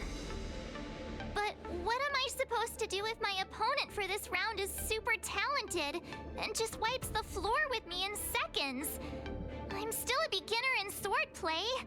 I don't know where I got the confidence when I agreed to help General Huaiyan. Come on, there's no need to worry about that. If you are defeated, then your opponent shall have to answer to me. Although, if that happens, the honor and the glory of the Xianzhou Luofu shall all be taken by the Juming. Master Yun Li, please, I'm about to compete. Can you say something that will give me a little confidence? March, think about the great storms that you, nameless of the Express, have weathered along your many journeys. There's no doubt that you have faced far more terrifying enemies than your opponents here today, right? Don't you feel a lot more relaxed looking at it that way?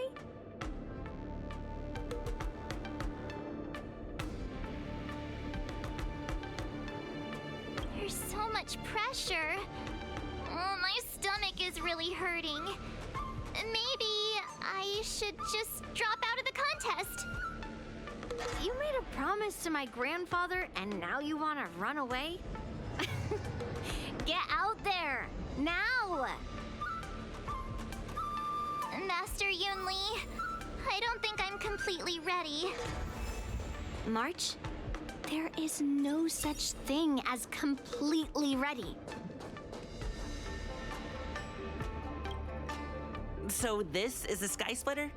It looked quite impressive from the ground where I was on duty, but now that I'm on board, it just doesn't seem as big as I imagined. Oh, and how big did you imagine this impressive Skysplitter to be? This big? This big, maybe? Let me think.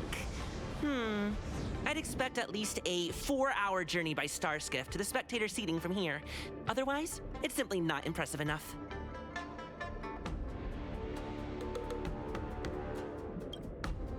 The bigger, the better.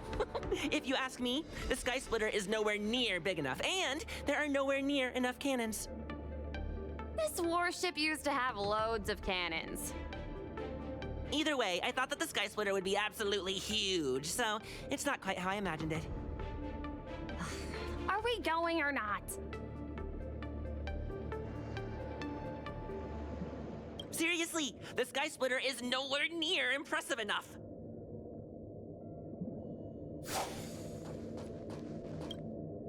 Hello. Is there anything I can help you with? Hello. I have some questions I'd like to ask you. You have questions? May I ask, are you an invited contestant, or are you a spectator? Hey! Are you trying to back out before you even hit the arena? Hello, we are both Wardance competitors. Then please, continue along this passageway. You will come to a security checkpoint, and the staff there will guide you to the contestants' hall. Please, continue along this passageway. You will come to a security checkpoint, and the staff there will guide you to the contestants' hall.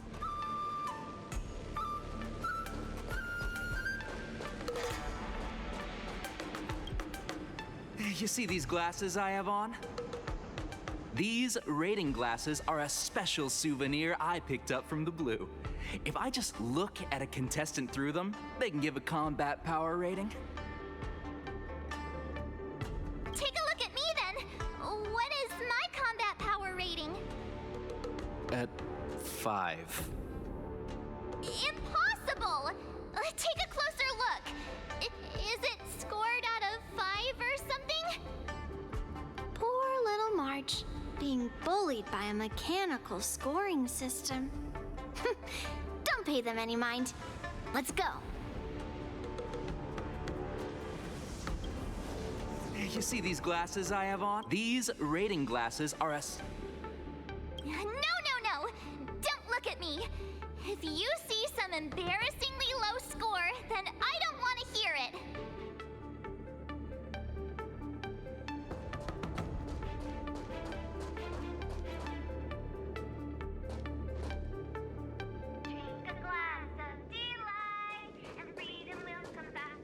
Miss Yunli, Miss March, this way, please.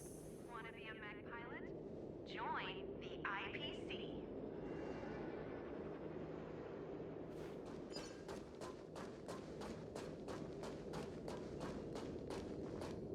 I was informed of your arrival by Madame Yukong and came to greet you personally. The news that you will be the ringmaster in place of Lieutenant Yanqing has been made public, Miss March. Just now, as I passed the contestants' hall, I overheard them all discussing this news. The most common question I heard was, who is March 7th? If they ask you this, how will you introduce yourself? Do you have something prepared?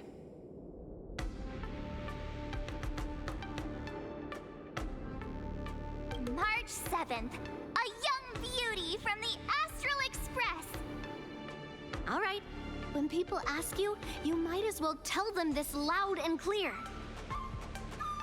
I see you are both quite relaxed. Impressive, given the imminent danger you face. Miss Yunli's contestant information was registered for the Wardance a long time ago.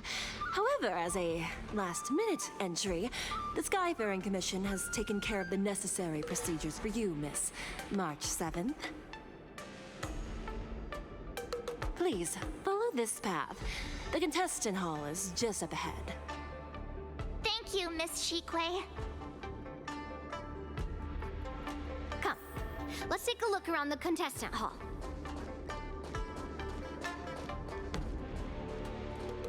So, this is the contestant hall.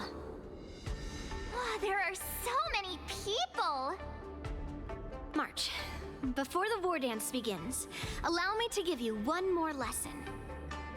My grandfather always told me that a weapon mimics its master.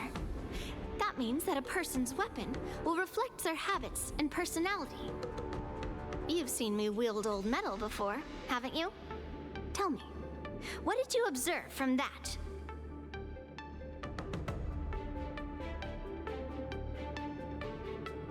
Master Yunli's weapon looks so thick and heavy. I don't think you have very good taste. I asked you to make predictions about your opponent's combat style. No one asked you to criticize my dear old metal.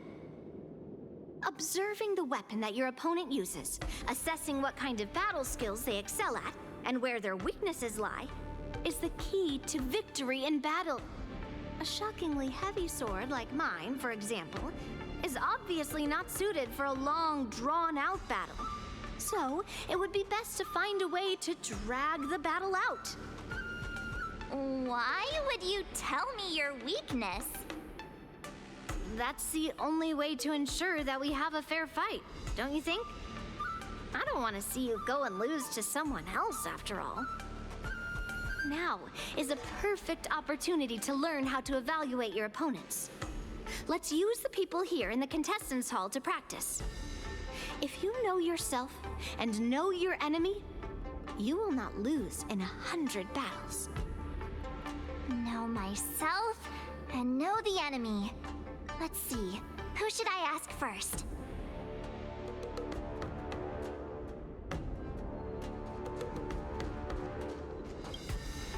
Ugh. I am not used to wearing clothes like this at all. Oh, you're March 7th, the stand-in for Lieutenant Yanqing, correct? That's right. And you are?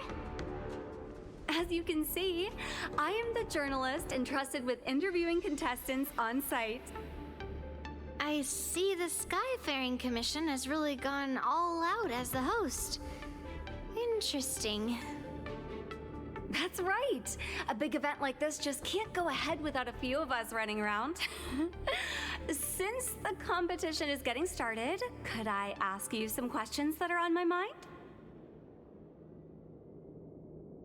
Oh, great. First, the question that is on everyone's minds. Lieutenant Yanqing is not appearing in today's war dance. This is just gossip from unreliable sources, but I hear that Lieutenant Yanqing is seriously injured. Is this true?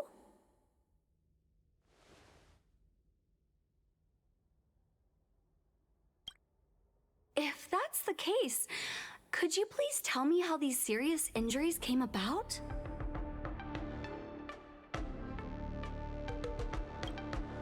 You mean a Starskiff crash? Well, how terrible! Once the war dance begins, you will be challenged by master swordsmen from many different worlds, Miss March 7th. Are there any that you're looking forward to facing in particular? May I ask who that might be?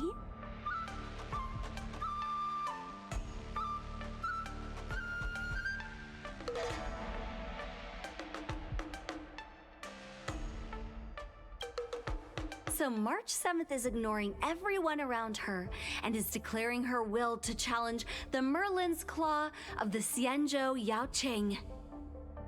Thank you very much for accepting my interview. Much appreciated. Thank you very much for accepting my interview. Much appreciated.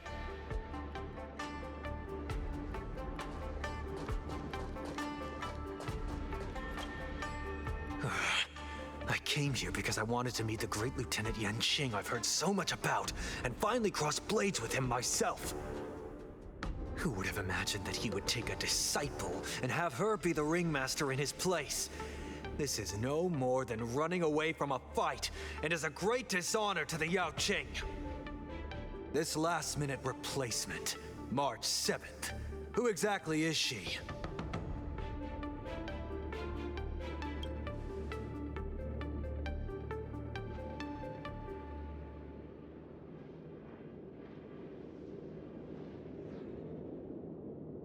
If I'd known I could use multiple weapons at once, I'd have brought my bow. Hello, miss. Are you here to take part in the Ringmaster's Challenge too? That's right.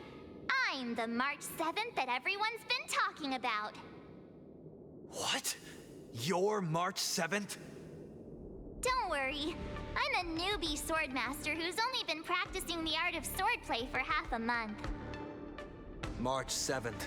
Standing before you is a seasoned Cloud Knight who has practiced swordsmanship for over 200 years. Tricking the opponent into underestimating me is a valid tactic too, right?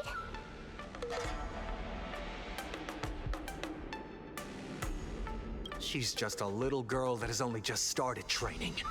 Why was she chosen as a contestant?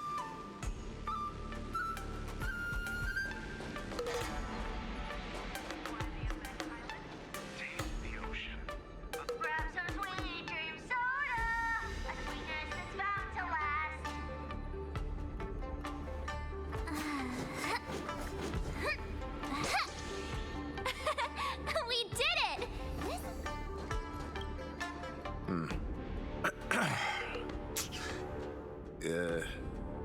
Was there something you wanted to ask me?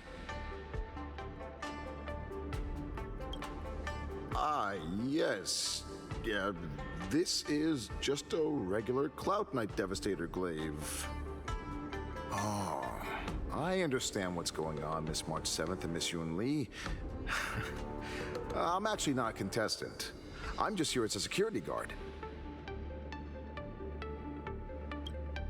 No, it's all right. I can't bear to watch other people make things awkward, so I always try to keep the conversation going. But then, I'm the one who ends up making things awkward. I've gotten used to it by now, so don't worry. There are still many guests arriving here. Please be cautious. Understood. The first round of the Wardance is about to begin. Are you feeling okay, March? Me? I'm fine. As soon as I saw all these people gathered here, I suddenly felt weirdly relaxed. Looking at these contestants, I suddenly feel a lot calmer for some reason. I understand why you wanted me to know myself and know my enemy. I don't feel as nervous as I did before. So, do you want to go out and see the ring? Very well. Go and get your intel.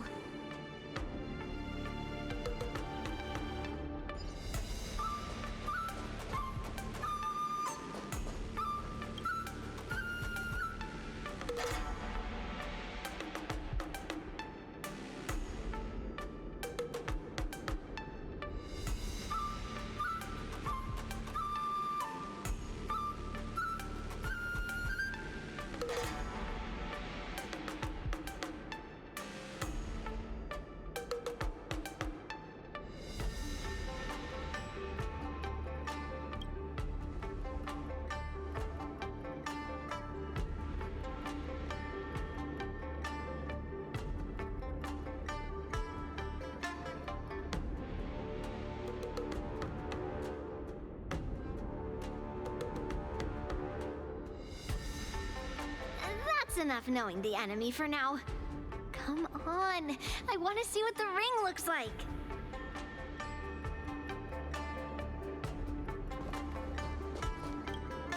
Yeah, I am not a contestant, Miss March. Please find someone else to talk to.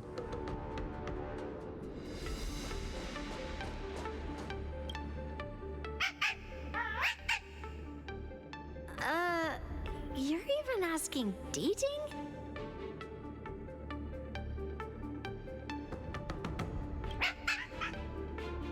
Well, looks like she's done with her questions. That's enough knowing the enemy for now. Come on, I want to see what the ring looks like.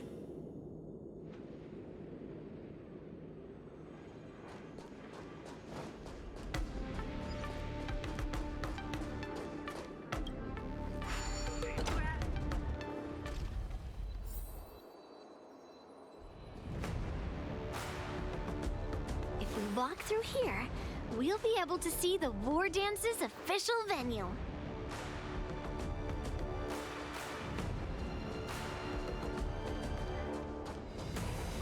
Wow, so this is what it's like from the spectator seats? Look over there.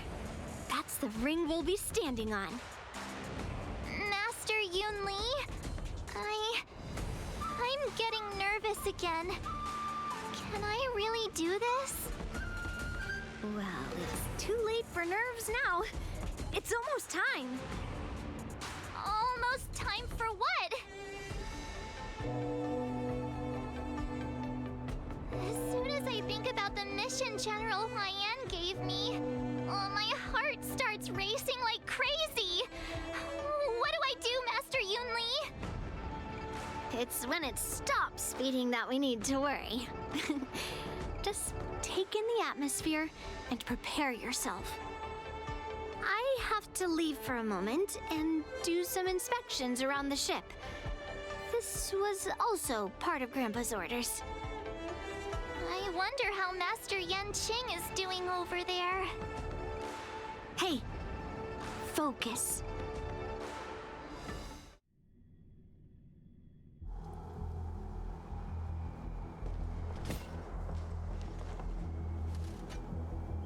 General, report!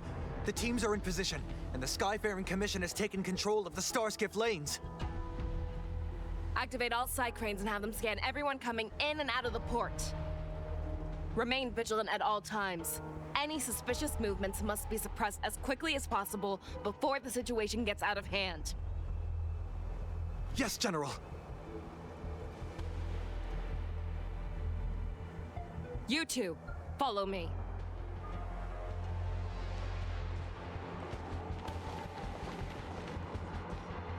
Ward's signal's nearby, but we lost contact just a moment ago. Could that mean... He will be fine. Cloud Knights, search for the target.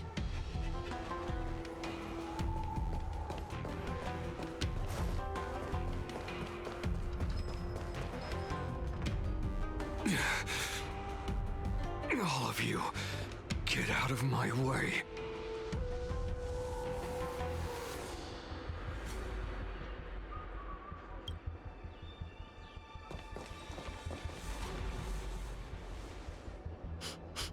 Wait. Don't go any closer. General, I failed you. That mad dog left me here as...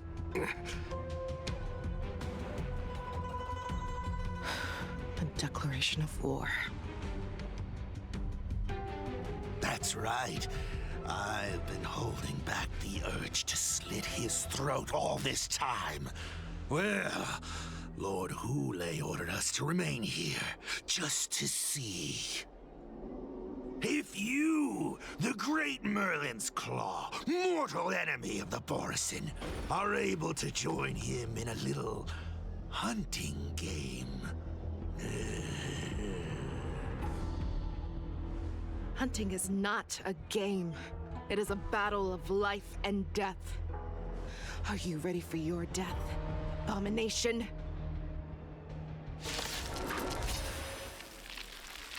Die, you lonely beast! Die! Save your breath. Stay in step. The mood is set. Let the show begin. Let's improvise. Joining the battle. Attack! Think you've won. Like fireflies to a flame. War has begun. A road of no return for all of you.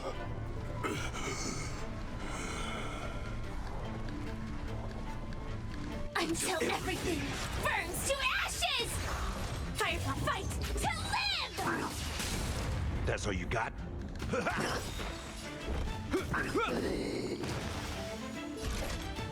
Set the seas ablaze!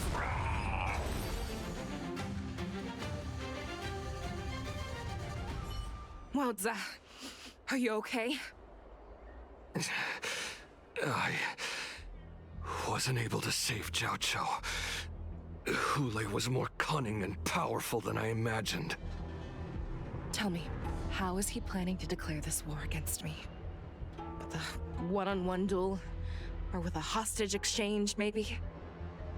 Hoolay is planning on attacking the bustling streets of the Xianzhou Luofu. What did you just say? Impossible. Even if there are still undercover Borisin that we haven't sniffed out, Hoolay can't have more than a few dozen people. How is he planning on simultaneously attacking the streets of the Xianzhou Luofu? He has an ace up his sleeve. Hoolay's body holds a plague mark passed down through generations of Borisin. I've seen him convert a Foxian to a Borisin wolf trooper with my own eyes. This is Hoolay's declaration of war. His blood. It can cause Foxians to rapidly transform and lose their minds. He has passed his blood to his minions, and is planning to spread it across the Luofu and stir up panic.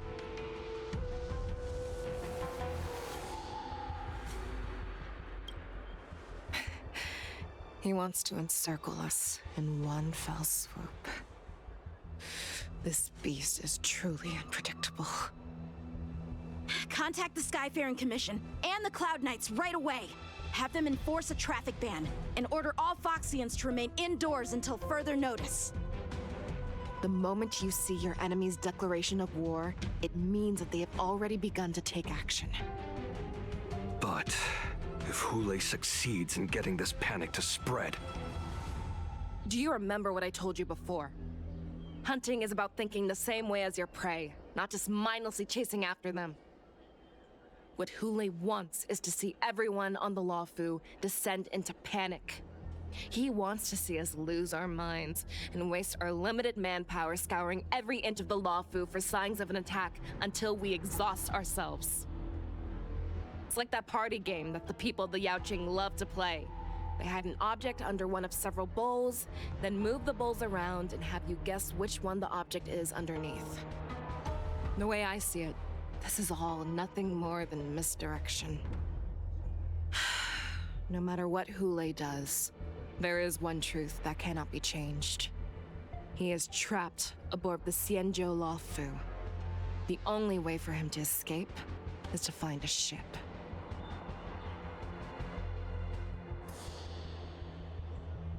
Right now, the only ship he'd be able to see is the Skysplitter. In his eyes, that ship is full of countless hostages.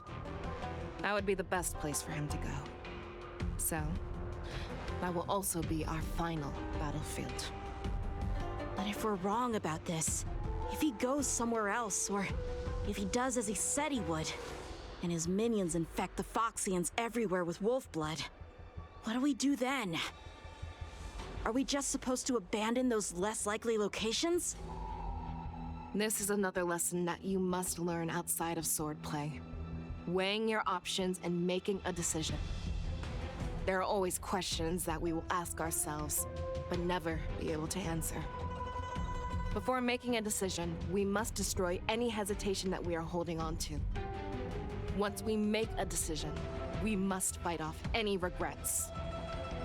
There is a chance that we will make the wrong decision and allow our allies to be sacrificed in vain. There is a chance that we will predict our enemies' movements correctly, yet underestimate their strength and be overwhelmed in battle. But being lost in hesitation and failing to take any action will always be more harmful than taking the wrong path. We must make a decision, no matter what. Everyone, listen up. I will personally take charge of Starskiff Haven, evacuate the people, and prepare for any possible attacks. I will do my best to ensure that things are safe on the ground. Nameless, please lend us your strength as you did when the Ambrosial Arbor was reborn. I need you and Wildza to go in search of Xianzhou.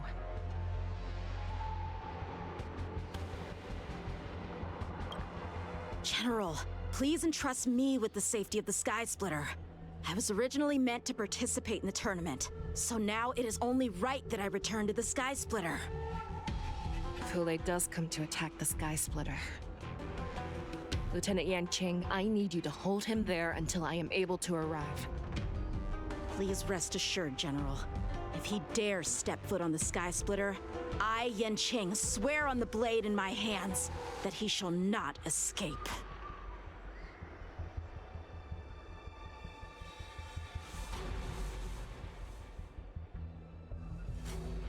Cloud Knights! The Borson have arrogantly decided to challenge us on Xianzhou territory. They vow that they will unleash a bloodbath along the streets of the Xianzhou. The unarmed civilians of the Xianzhou and countless visitors from afar are under our protection. Let me ask you, as Cloud Knights, will we allow the Borson to succeed with their plan? No! Be on your guard.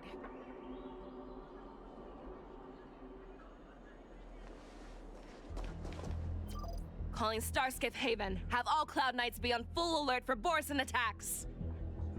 Feixiao, the ports of Starskiff Haven are crawling with wolf-like creatures.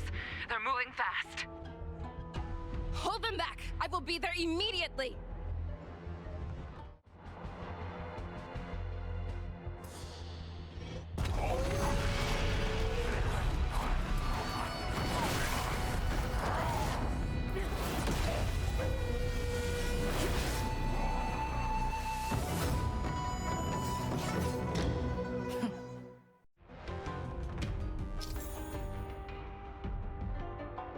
There you are, Feixiao.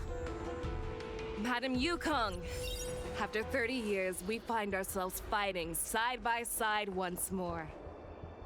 It's been a while since I've let loose. Let's get this started. Remember, you are still on the Luofu. Try not to go too wild.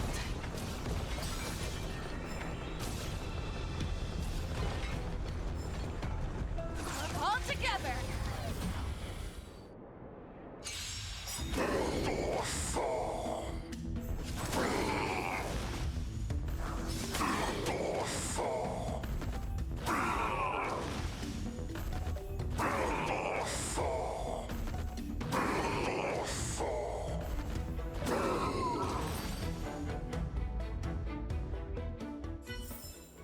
short respite, then time for the next fight.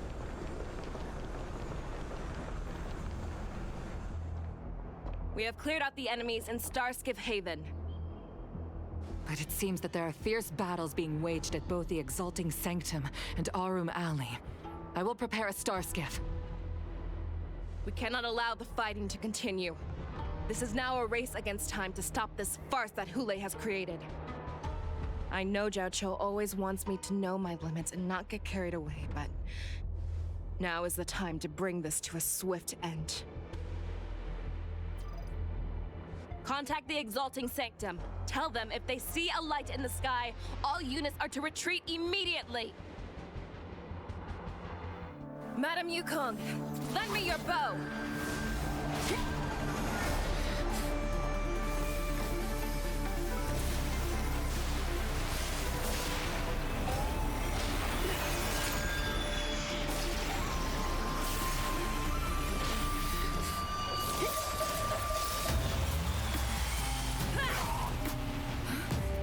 Everyone, out of the way!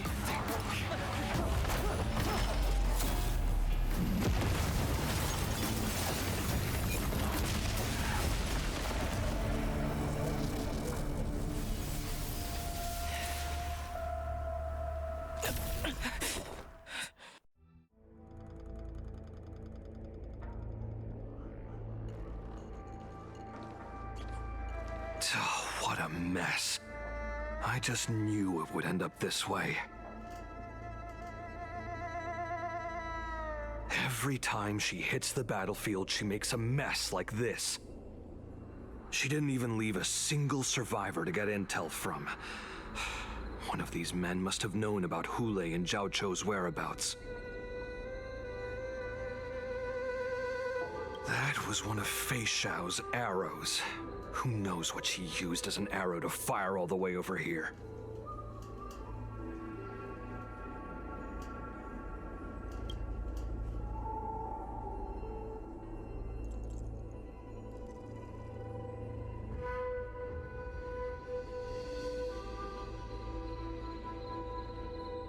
Take a good look around. If you can find one or two Borisin that aren't dead yet, let me know. I don't care how tight their lips are sealed. I always have a way to crack them open and get the information we need.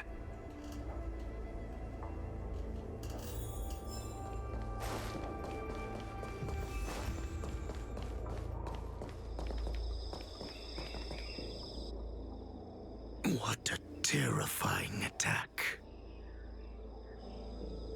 Who could have imagined that such astonishing strength would lie in the hands of a Foxian war slave?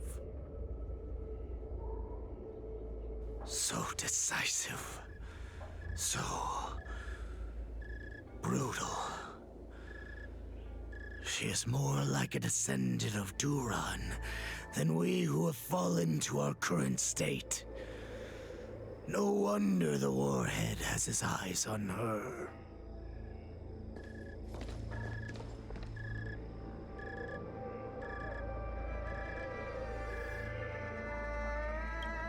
I remember you, Mock Talk. You are harder to kill than a cockroach. But the fact that you have willingly shown yourself saves us some time. It is not too late for you to surrender. Tell me, where are Hoolay and Xianzhou?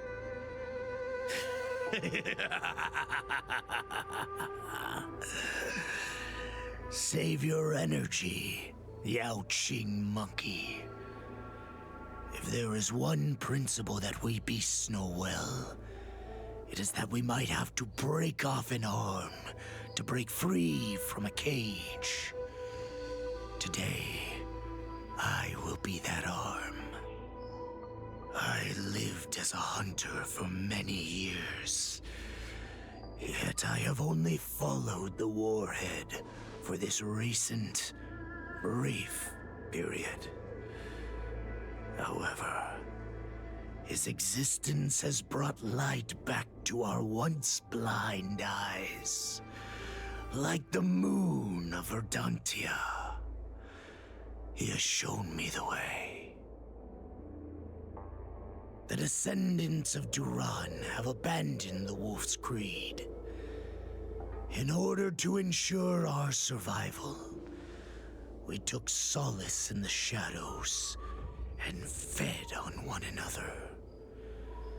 We were no longer wolves. We were no more than rats, living a dirty and pathetic life. Thanks to the gift granted to us by Lord Hoolay, I have shared his vision and his blood. The descendants of Duran should live for the victory of the pack, and they should die for it as well. Come, Yanqing man. Show me your fangs. We will fight to the death! Pugh. How honorable, you mangy dog. But you seem to have misunderstood. There will be no fair one-on-one duel. Let's see how tough you are once we've put you down.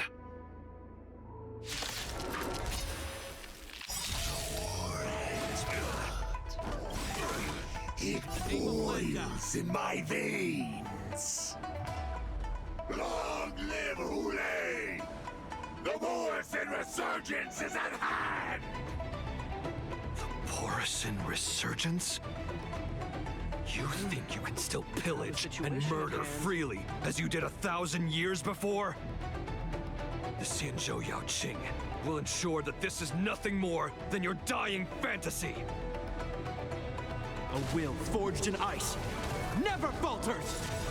The mood is set. Let the show begin! Nice like my friends. Indulge yourselves! It'll heal. Calibrating. Let's improvise. Initiate cleanup. Attack! Like until everything burns to ashes! Fight to live! Fight me! A scrape like this will set me running! Firefly type sets the seas ablaze! I must hold on. Dreams do come true. The Borisson resurgence shall come. No matter how heroic your sacrifice, there is no honor in your battles or deaths, Borisson. It seems that Moktok got what he wished for. Hoolay, your declaration of war is over. From now on, no matter where you run, General Feixiao will catch you and send you to the same fate as Moktok.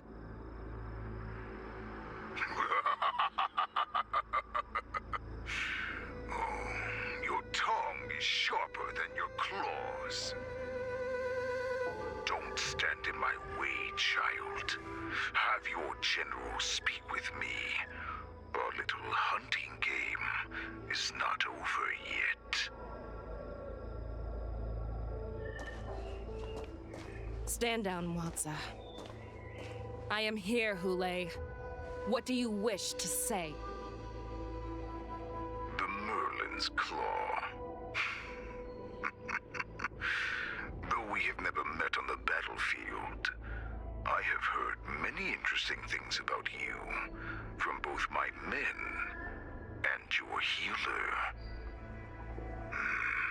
The people of the Xianzhou must be quite brave to allow a Foxian war slave with Borisson blood to ascend to the position of general. Has no one ever questioned that lineage of yours? Or could it be that your grand achievements were enough to convince everyone to keep their lips sealed. Claiming to have family ties with the enemy sounds to me like an attempt at asking for mercy. Hoolay, are you begging me for mercy? I see that it is not only the ruthless blood of a wolf that courses through your veins, but also the cunning blood of a fox. When you think about it, this was a gift from the Borson. Anything that we gift, we are also free to reclaim. The Merlin's Claw. I shall extend a final invitation to you. I will be waiting for you on the Skysplitter. Before you arrive, I will slaughter all in sight, allowing the crimson moon that has fallen dim for over 700 years to once more come to life. I will illuminate this ship with the sheen of blood and show everyone just how weak and powerless the Xianzhou is. Then, I will pilot this ship through every blockade and barrier you have prepared and begin my journey home. This ship shall be the flagship for the Borson Resurgence. Before I finish these tasks of mine, you have a chance to stop me or die at my hands. This is the path that I have prepared for you. I accept your challenge, Hoolay. Because the very moment you stepped aboard the Skysplitter, you stepped onto your path to ruin.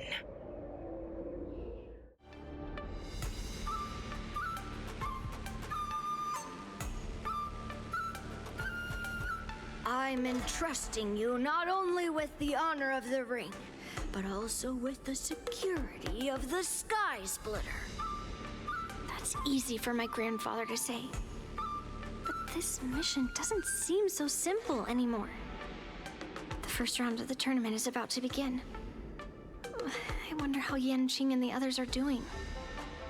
According to the plan, I should seek out the Cloud Knight soldiers aboard the Skysplitter and see if they've discovered anything. Maybe I should take a moment to meet with March before the tournament starts. March is in the contestants' lounge right now. I wonder how her preparations are coming along.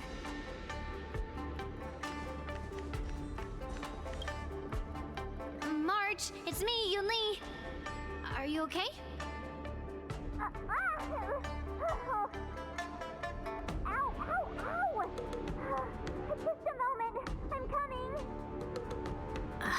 She's still a nervous wreck. You still seem nervous. I wasn't this nervous before. It's just being alone in this lounge, I can't stop thinking about everything. I mean, not only are we taking part in the Wardance, but we have such an important mission to carry out as well. March, calm down. Don't worry about your mission. You have me here too, right? I know my grandfather said that you must represent the Luofu as the ringmaster. But don't let that intimidate you. Ask yourself, you are a nameless of the Astral Express. You have always been free to come and go as you please. So why did you board the Skysplitter with me when my grandfather gave us this mission? Why? Because I also want the Wardance to go smoothly. For us Nameless, even though we're just visitors at every stop, it was here that I met my two masters and made many new friends. I want the Wardance to go ahead without any problems, for everyone's sake. Good answer. The tournament is about to begin, so I must go carry out the mission that Grandpa gave me. March, may your blade be sharp and your victory glorious. Thank you, Master Yunli. According to Grandpa's plan, I should seek out the Cloud Knight soldiers aboard the Skysplitter and see if there have been any new developments. It took enough time to calm her nerves. It's best I don't disturb her again now. Is that you, Miss Yunli? If there's anything that I can help you with, please let me know. The Cloud Knights are all in position, following General Huaiyan's orders. Very good. Although, there is one thing I want to confirm with you.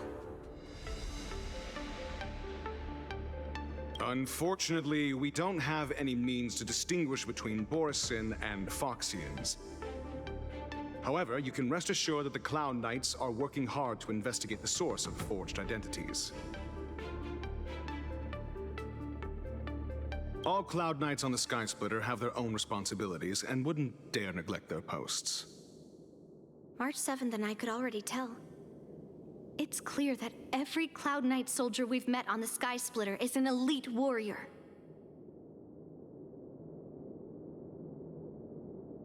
Your timing is perfect, Miss Yunli. We actually just received an emergency boarding request.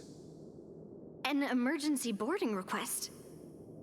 It wasn't on the Skysplitter Starskiff registry, but all the documentation checked out.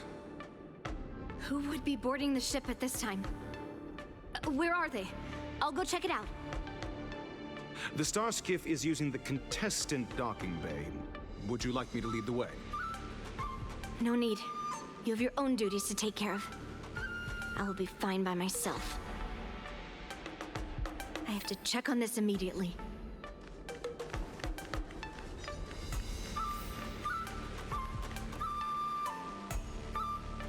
Routine inspection! All passengers, please prepare for an inspection. So this is the suspicious Starskiff. Where did the passengers go? I'm going to count down from 10. If you do not come out, I will destroy the ship. 10, 9, 8, 7, 6, 5, 4. Time is running out. 3, 2, 1. Wait a second!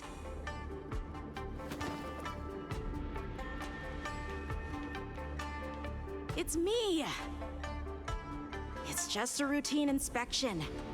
You weren't actually going to blow up the ship, were you? Is that also some kind of Zhuming custom? Didn't little Yanqing claim he was going to give up being the ringmaster and go on the hunt instead?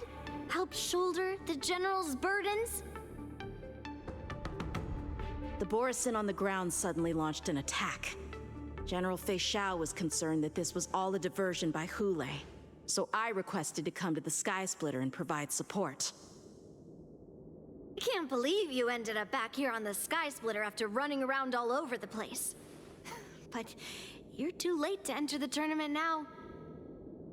Following Grandpa's plan, our disciple March is taking your place as ringmaster. Aren't you proud of her? When I first heard the news, I was definitely proud, but also a little concerned.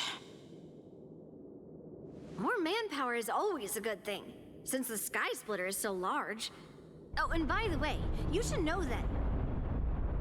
What's happening?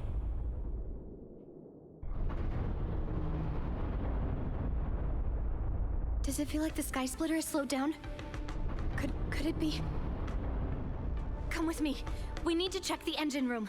It's the heart of the ship, so we need to prioritize its safety.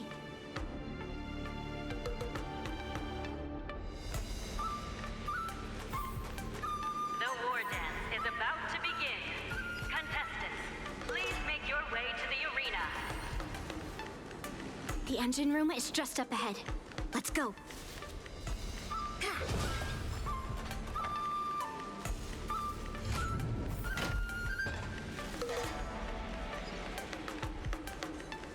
Intercepting sword technique.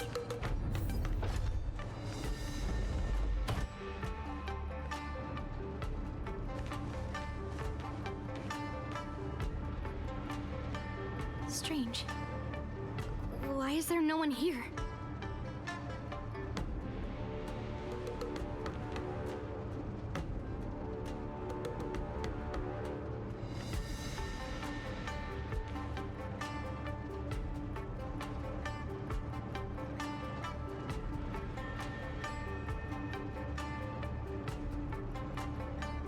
The Cloud Knights.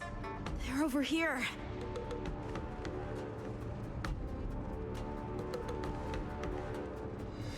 And you should be lying alongside them.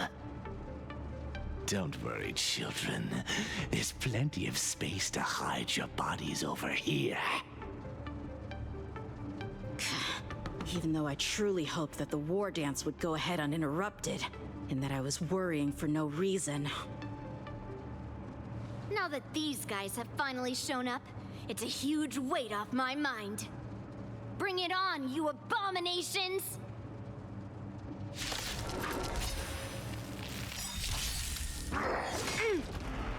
Yes, you! Right on time. Yes, you! Take your positions. Dreams do come true. The mood is set. Let the show begin. Joining the battle. Detonate. Until everything burns to ashes! Fight to live!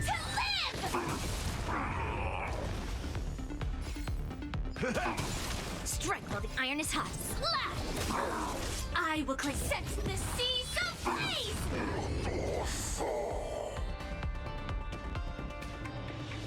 If we found 2 wolves in the engine room, that means that even more abominations have infiltrated other areas. Hoolay is already aboard the Skysplitter! There's no time to talk about this. The Wardance has already started. If my guess is correct, the Borisin will most likely use the ceremony to begin their slaughter. Let's go. We need to get to the Wardance ring.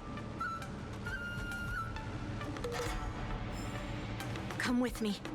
To the ring.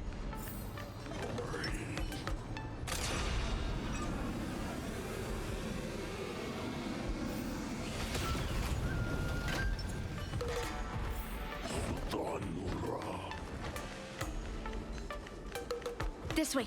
We're not too late. We would like to welcome all of our honored guests and contestants to the Xianzhou Luofu's Luminary Wardance Ceremony.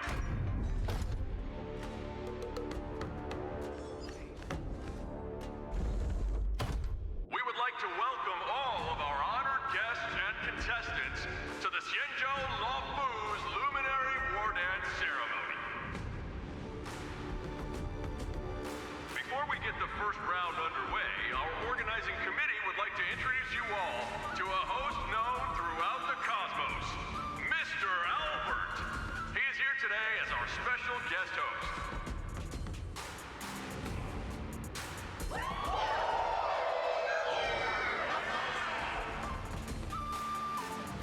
Let us invite our special guest host, Mr. Albert, to the stage to formally open the Wardance.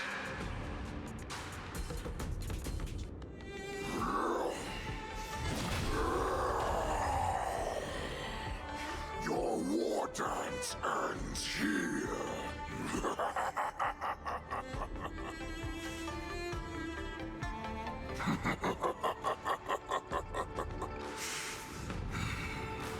From this moment on, the Skysplitter belongs to me. And for you, dear spectators, I have prepared a true fight to the death. Now, run for your lives! My apologies. The spectators that you were expecting aren't here.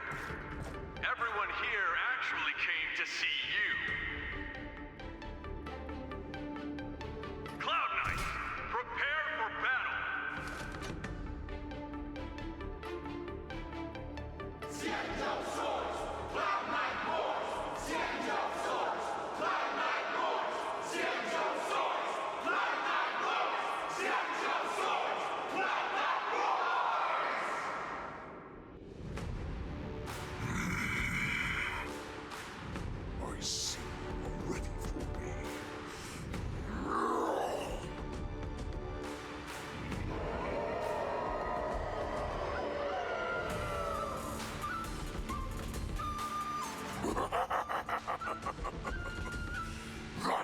mine too.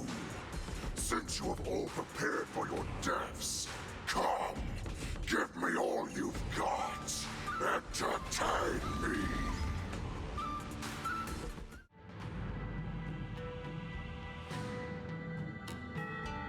Surround your enemy, but leave one side open.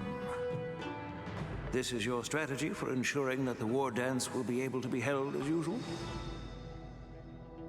Precisely. When Hoolay escaped, we should have cancelled the Wardance immediately. No one can predict where a wild beast like him will attack. Yet festivals and celebrations like this are likely to become targets. However, preparations for the Wardance were in the works for so long, I couldn't bear to announce its cancellation. So I thought, if the show must go on, then let it go on. But that doesn't mean that the Wardance we hold today has to be the real event. All we need to do is swap all the spectators and contestants aboard the ship with Cloud Knight soldiers, and the Skysplitter, soaring high above, will become the ultimate battleground for our hunt. But what do we do if Hoolay is not planning to attack the Wardance? Then we just need to draw his attention to the Skysplitter.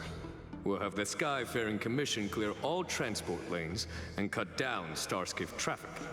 Then, when the time comes, there will be only one ship in the sky, and he will have no reason not to attack. General Feixiao will be in charge of scaring the wolves and cutting off their other means of escape, making him think that this will be his best way out. Given that the Borisin already have insiders on the Luofu, I will be in charge of putting pressure on them, making them focus solely on keeping themselves safe. Very good. Then I'd better dust off my weary bones too. I will go with the Skyfaring Commission to guard the Jade Gate and ensure that things do not spiral out of control. Knowing that Elder Huayan is part of our last line of defense is a great comfort. This hunt will make Hoolay understand that the arrows of the hunt will always be one step ahead of the abominations.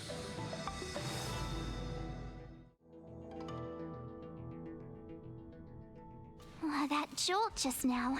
What's going on? It feels like the entire ship has started to slow down. Borisin must have actually infiltrated the Skysplitter. Based on General Huayan's orders, it's time for me to take action.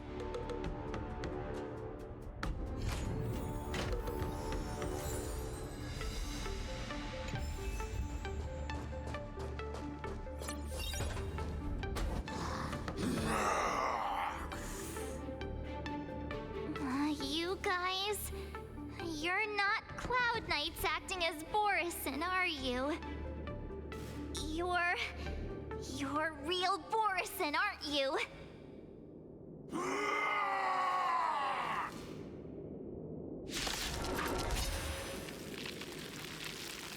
Oh, looks like the General's arrangements are finally coming in handy. I need to find Yunli and the others as soon as possible. Here you go, Master! Not very sportsmanlike. Dreams do come true. Attack! Until everything burns to ashes! Fight to live! That's all you got? The mood is set. Let the show begin!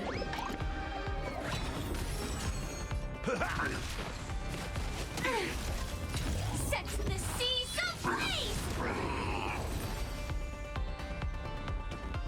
The plan said that if Hoolay appears, the Cloud Knights will assemble and do everything they can to suppress him. Master Yunli, where are you? March, I'm below the ring. The hall below the ring. I remember it being this way.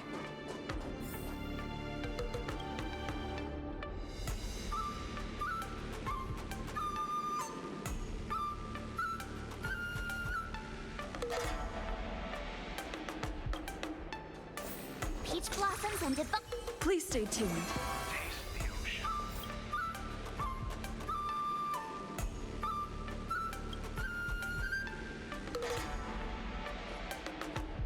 Master Yanqing! What are you doing here? I was concerned about the safety of the Skysplitter, and my dear disciple, of course. Yanqing, the wolf you are hunting is standing above us in the Wardance ring at this very moment, facing the Cloud Knights. This Wardance will not be seen by the people of the Xianzhou, nor will it be just a ceremonial sword fight. This is a battle to the death that offers no honor, only mortal danger. March. Are you ready?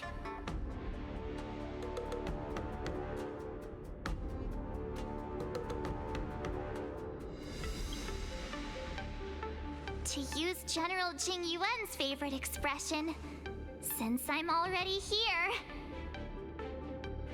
Yunli, Miss March, may your blades be sharp, and your victories glorious. May your blades be sharp, and your victories glorious. May your blades... forget it. Let's go and make this a quick victory.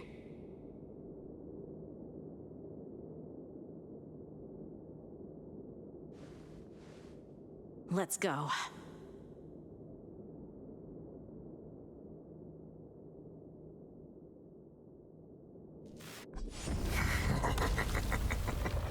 So feeble.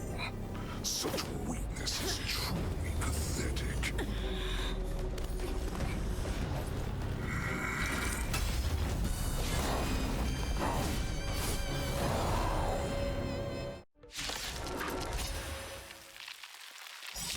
I've been waiting a long time for this, Hoolay. I see Feixiao and send some young cubs to the slaughter. Remember this! My name is March 7th, Ringmaster of the Luofu. Does the Xianzhou Luofu not have any worthy warriors? I wouldn't let my guard down if I were you. It's about time this old wolf tasted defeat at the hands of a young cub.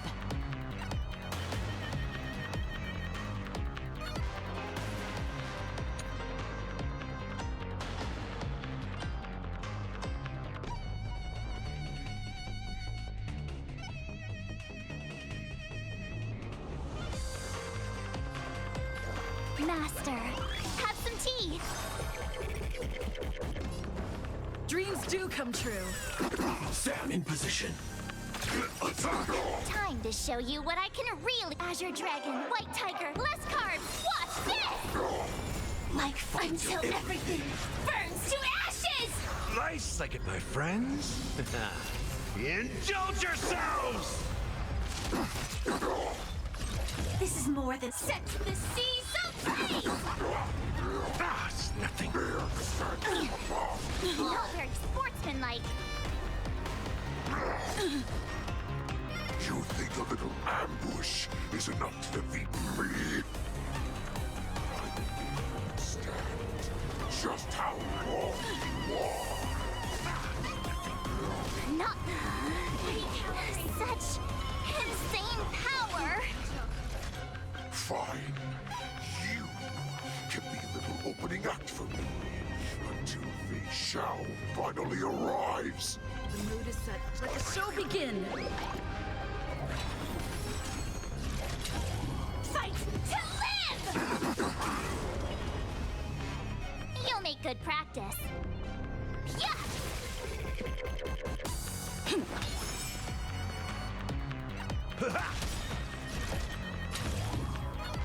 Set the seas ablaze!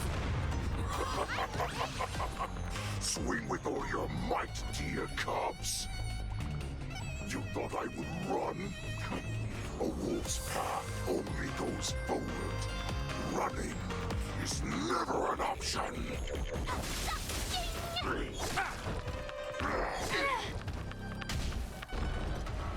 Recalibrating. Take your positions.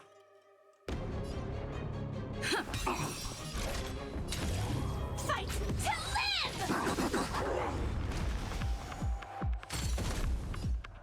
Slice, my friends. Indulge yourselves! Why is Feixiao still not here? I'm bored of these cops. If this goes on, they'll all be dead by the time she arrives. Azure Dragon, White Tiger, less carbs, watch this! Attack detected. Joining the back. Until everything burns to ashes! Fire sets the seas ablaze! That's all you got? Yeah! Not bad. But it will take much more than that. Your feeble weapons are like blades of grass before my...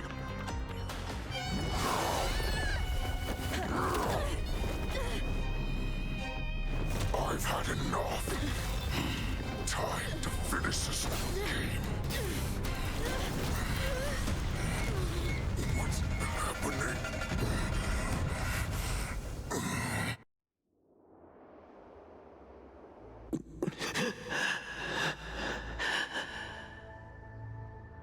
Secrets are a weapon that a hunter cannot live without. Those that have no secrets are no more than prey, cut open and waiting for death.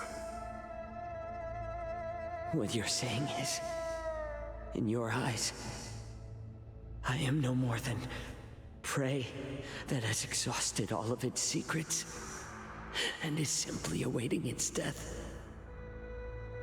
Do you think you have some other escape route?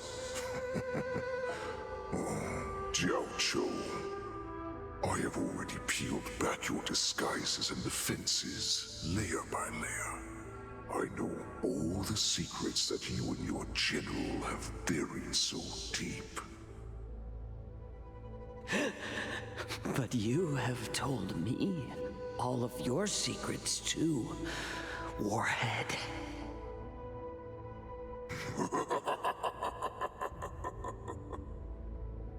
Oh, but you will never have a chance to use them. You will be buried with them right here, although you are a fortunate one. After all, you will avoid having to see the tragic future that awaits your general.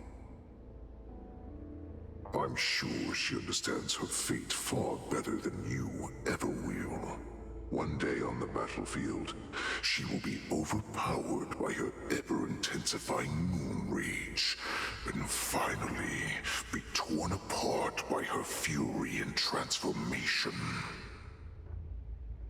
Not even your god can save her from this fate, although they can lead her to liberation. And the only way to save her is here, in my hands.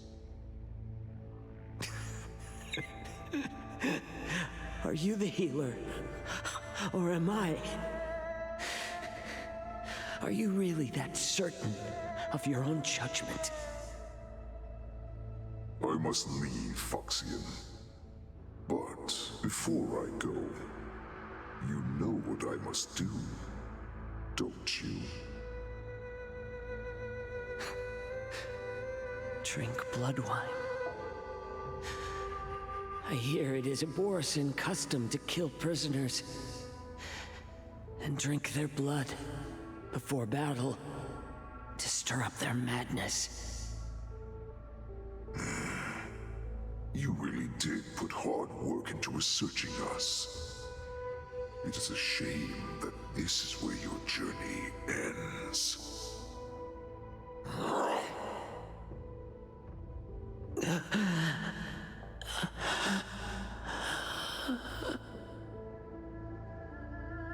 Are you the healer, Xianzhou? Is there anything that I can do for you? I heard that you saved me. There's no need to thank me.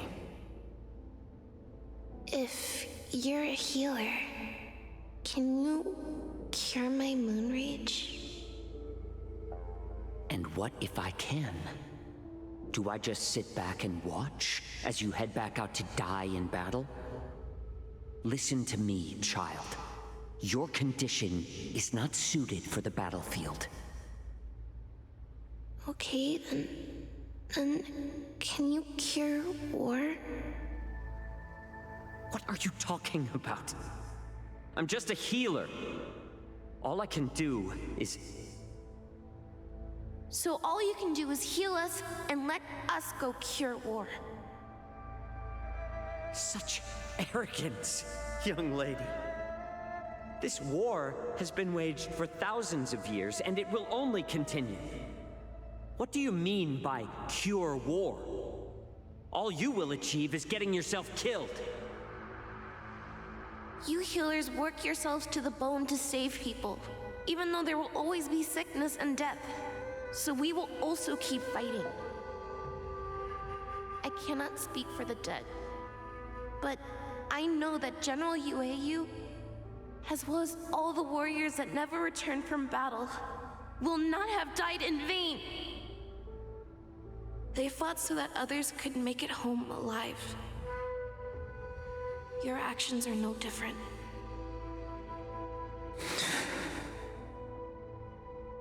Xianzhou, this is an order.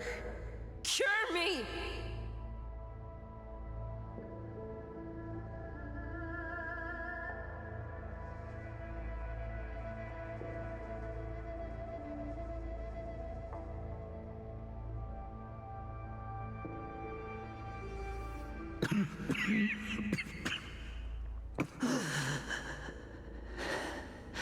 Those who have no secrets are no more than prey. Cut open and waiting for death.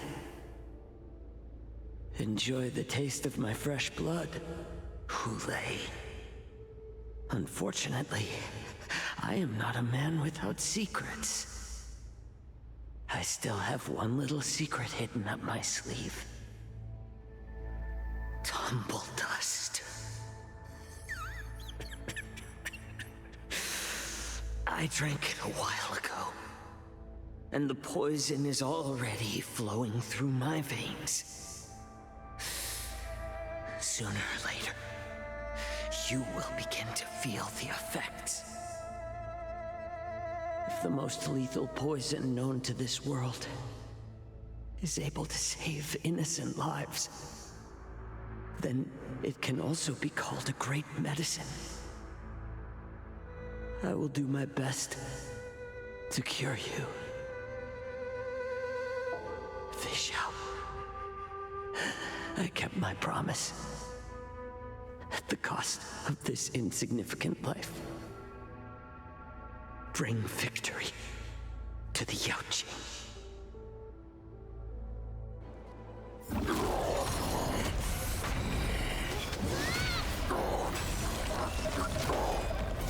So, you want to play dirty? Here, it's colder. My sword is even colder!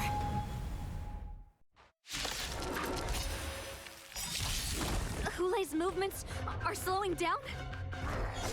This is our chance. It's time for us to put this dog down!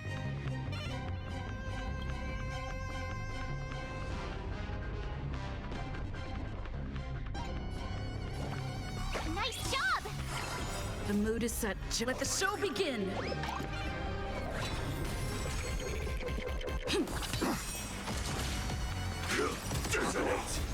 Until everything burns to ashes!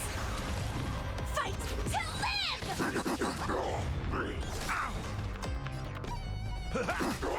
Nice, like my friends. Indulge yourselves!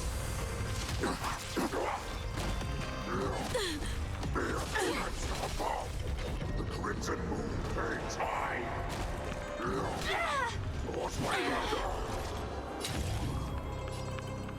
Sets the seas aflame!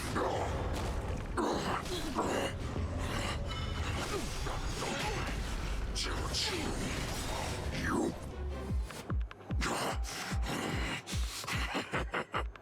A pathetic little poison like this. You think this is enough to turn the tide of battle? Time to show you what I can really do. Azure Dragon, White Tiger, less carbs, watch this! Rhythm get messed up. The mood is set. Let the show begin!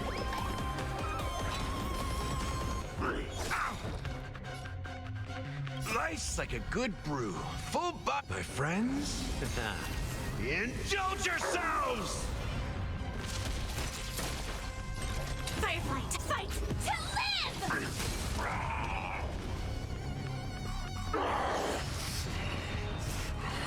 I may be slowing down. Speed is shine.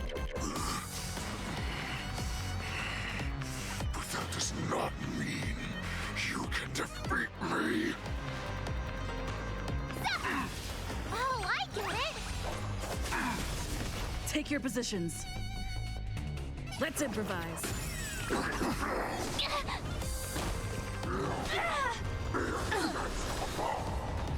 This is more than a battle. Sets the seas aflame! Time to show you what I can. Azure Dragon, White Tiger, less carbs, watch this! Step up, let's see ya. Nice like it, my friends. Indulge yourselves! Together they tremble. Not very sportsmanlike. Yeah! You are nothing. Joining the battle. Attack!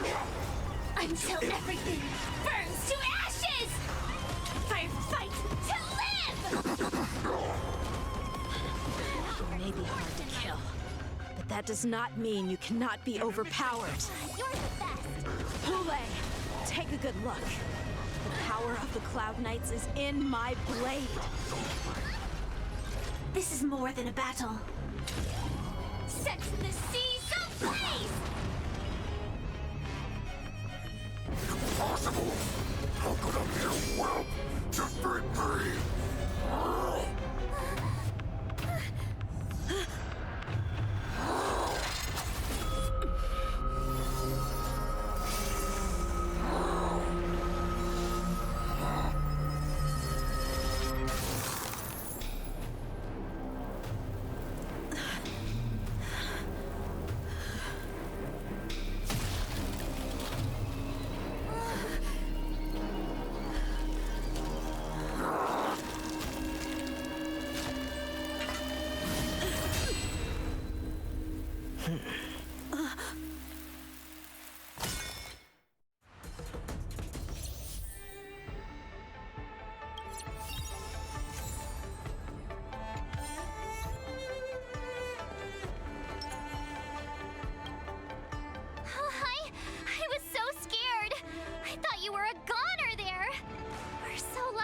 General made it in time. Yanqing, that was amazing. The final blow you dealt to Hoolay. How have I never seen that before? Do you want to learn it? I can teach you. But I'll need some time to heal up first. I hate to say it, but if you can teach me that move, I'll maybe admit that you're just a tiny little bit stronger than me.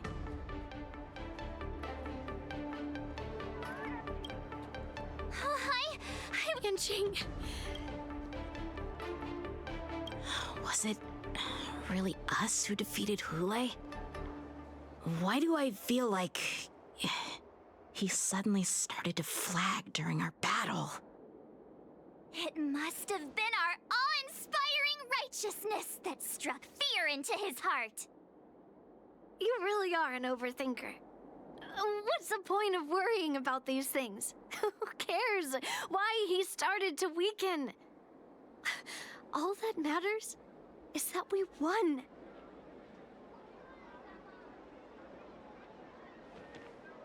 The hunt is finally over. Thank you for holding out so long. The Cloud Knights are withdrawing as we speak. Lieutenant Yanqing, how are you holding up? I've never been better. I could take on 10 more Hoolays. Take it easy, young one. Your wounds look quite severe. I'll have the Alchemy Commission healers see to you when they arrive.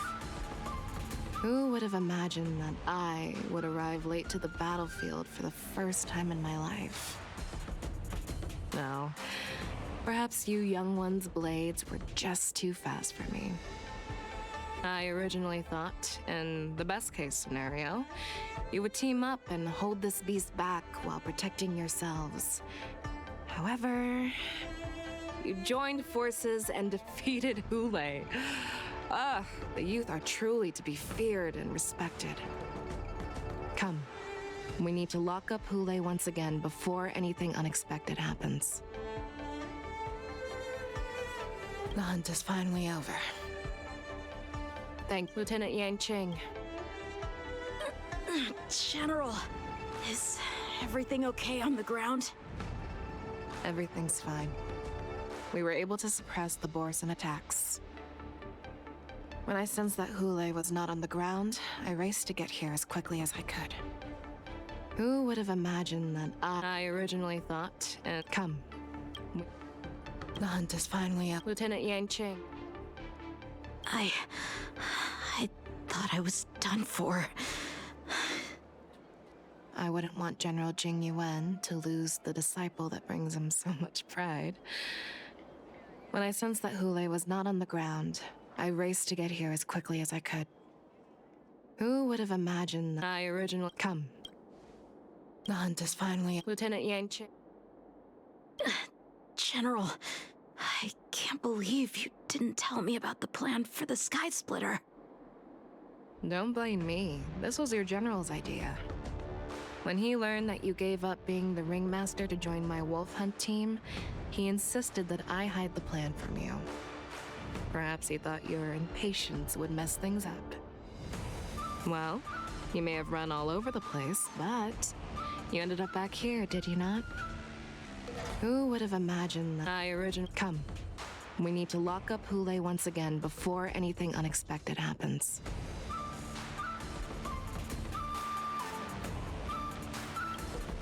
Such an unforgettable blade. So similar to the one wielded by that woman who defeated me all those years ago. Over 700 years have passed, and I thought I would have a way to overcome it by now. But in the end, my fangs and claws were too slow.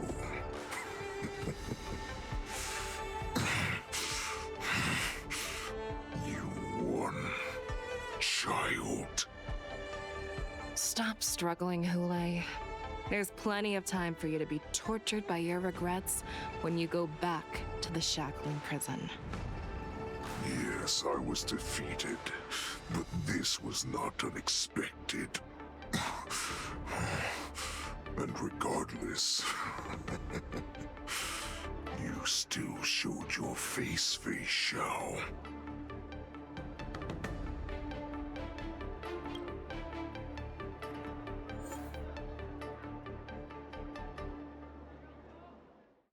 I have looked forward to this for so long. I'll little hunting game has finally reached its climax.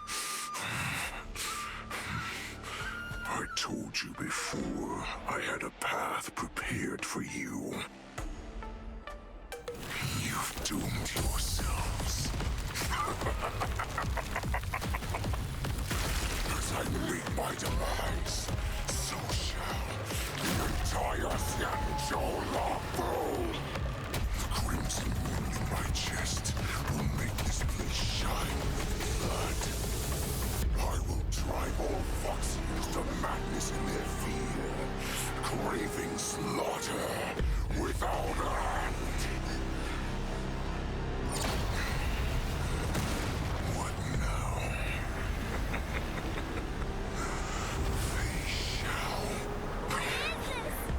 This is the heart of the Borisin warhead, a product of the plague mark. I'll leave the next part to you.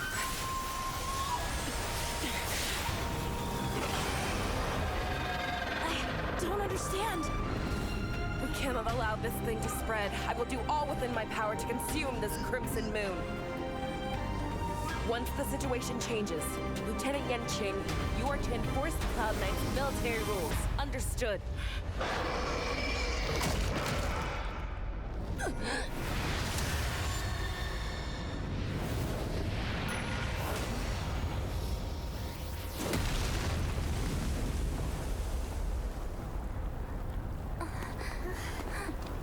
General!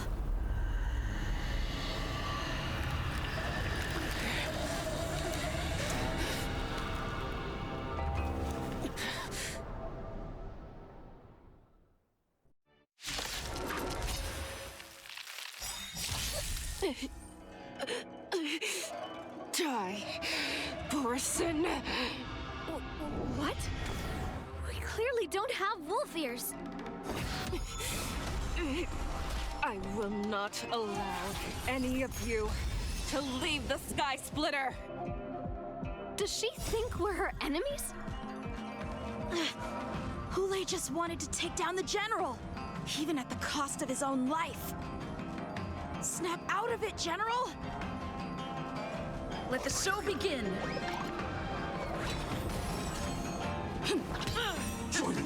Attack! Until everything burns to ashes!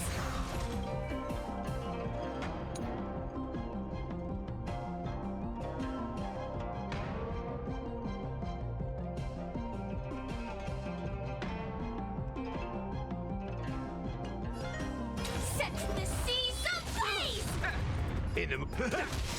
Nice, like my friends. Indulge yourselves! This ends here. In the name of Landau, a will forged in ice never falters!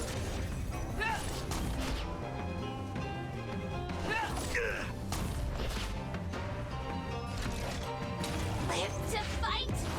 Fight to live! Did the rhythm get messed up? Let's improvise. Step up,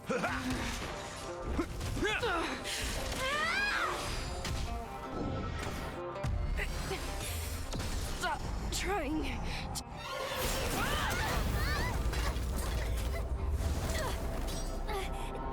We can't let her get away! But do we stand any chance at all?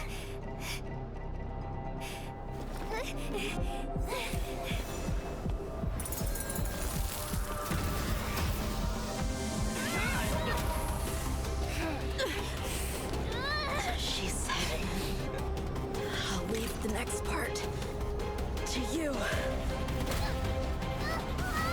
She put her faith in us! I promise. I will cure you. Feixiao. No one can live forever, Xianzhou. This time, I must break my promise.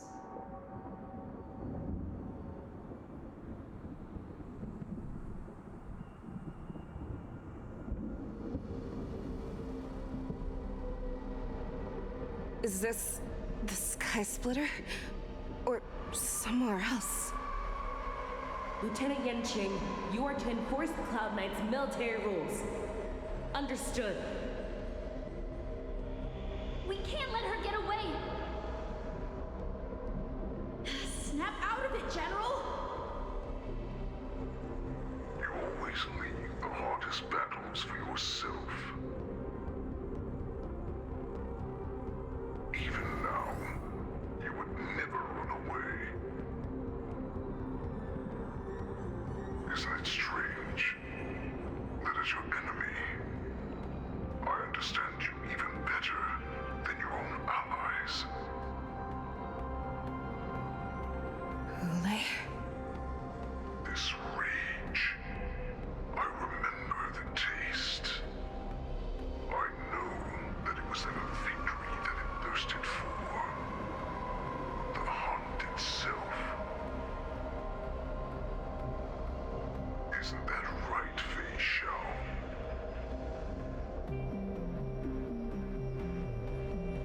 You shouldn't be here.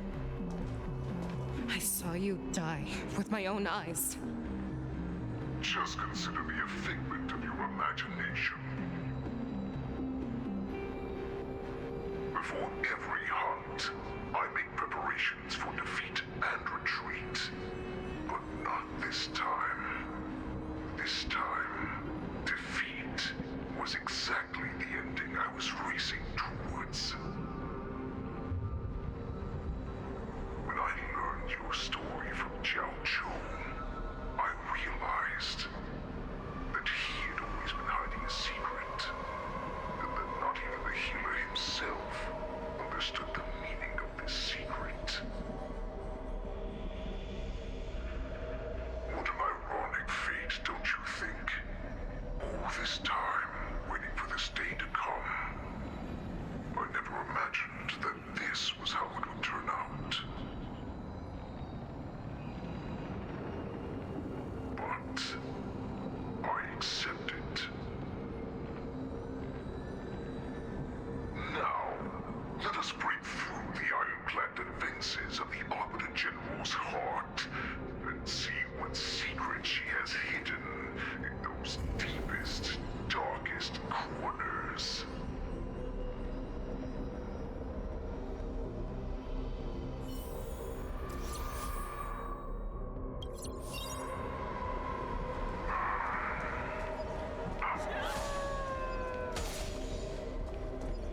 No! Please!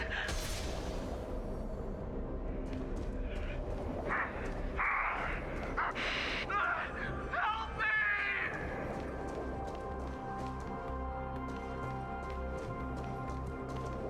I'm sure that the people of the Xianzhou have shown you these familiar scenes countless times.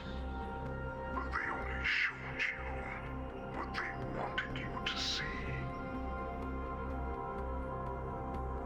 They have you fight to save the weak.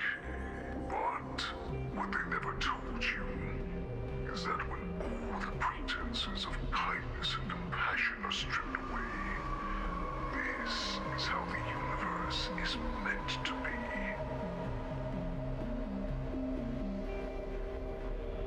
When the Xianzhou is weak, they play the victim so they can win your sympathy. When they are strong, they make you their avenger and have you fight in the name of justice. I found it. This is your shadow of doubt.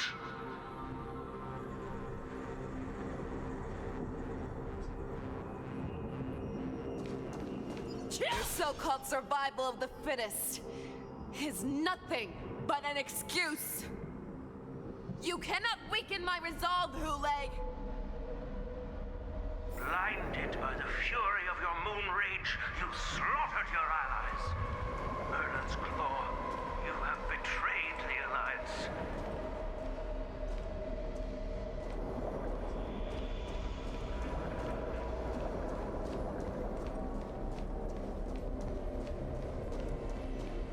Your actions are no different from those of the abominations we stand against. At the end of the day, it is is the blood of the abominations that runs through your veins. One day, you will inevitably become an enemy of the Alliance. Cloud Knights, formation! You ran into the arms of your new master's army without hesitation. You thought that you had found freedom, respect, and recognition.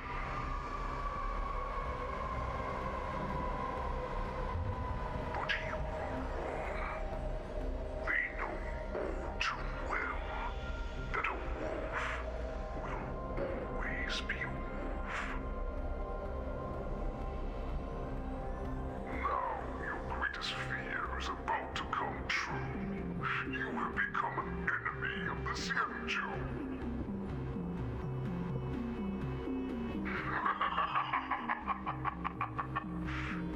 This is your fear.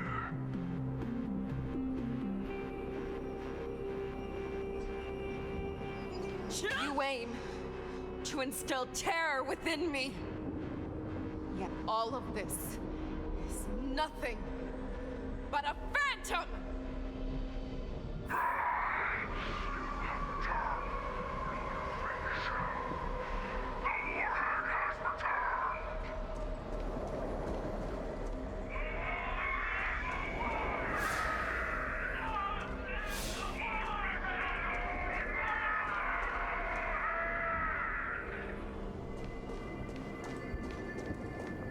It's time to return to the pack, Feixiao. No matter how deep the hatred you bear for the Borison, no matter how much we may consider each other enemies, I will still show you this path that you never imagined was available to you. Because you made a choice. You devoured the Crimson Moon. You are worthy to become the Borison's warhead. What did you say? The descendants of Duran who came to rescue me hoped with all their hearts that once I regained my freedom, I would be able to turn the tides of battle and change the fate of our people, allowing the Borison to return to their former glory. But this was just a dream used by someone with ulterior motives to manipulate the Borison. They would rather place their hopes of survival on an imaginary savior than gain the courage and strength to fight to the death. Borison like that deserve no more than to be sent to their deaths. And I, a prisoner who was held captive for over 700 years, a criminal of war who was deprived even an honorable death in battle, would become a puppet upon my return, at the mercy of others. This is a fate that I will never accept. For those who are truly strong, Foxian and Borison are no more than labels.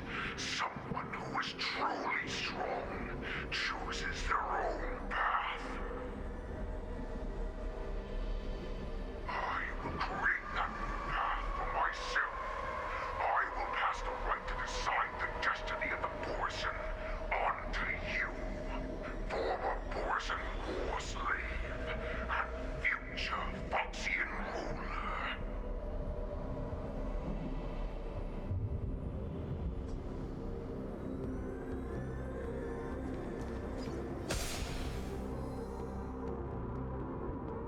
Your healer, Xianzhou, served you with such loyalty. He was even willing to die in order to cure your moon rage. I told him before that the only way to save you lay in my hands. If you just nod your head, you will awaken from this nightmare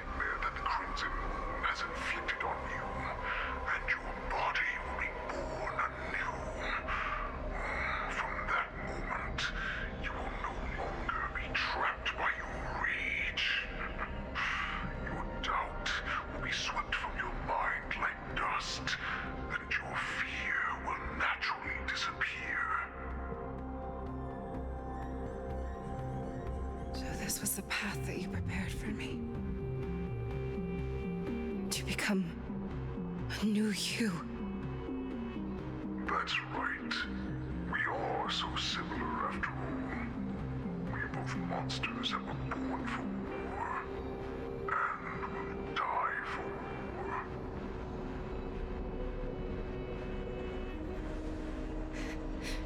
I'm sure my answer doesn't need much explanation. I refuse. I told you before, Foxian and Borison are no more than labels. You can be whoever you want to be. You can do whatever you want to do. Accept these truths, and the Borison will bow to you. Destroy them, reduce them to dust, or teach them to become servants of the Xianzhou. You are free to do as you please. Carve your name into the Xianzhou's history books, or into the list of arch enemies.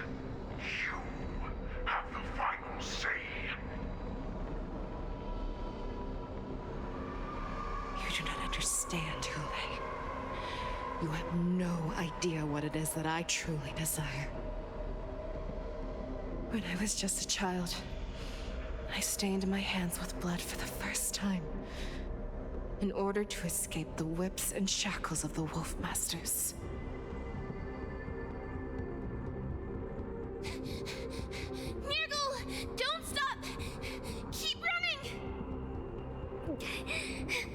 I can't run anymore. Saran, are they catching up?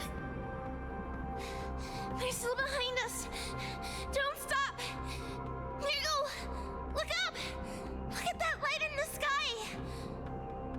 That's a shooting star. It's shining down on us. If we just tell it our wish, we can have our freedom. We will all be able to escape.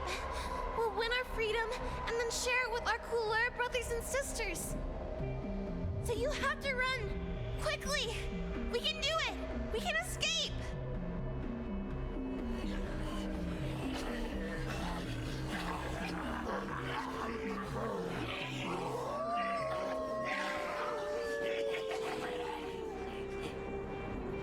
Nirgal, run with me! We ran and ran with all the strength we had. But we ended up losing each other. I escaped the hunting pack and encountered a woman that could fly. A Cloud Knight. I imagine you kept your promise. Unfortunately, when I led her back in order to free my Kulor companions, there was nothing left there but a bottomless pit.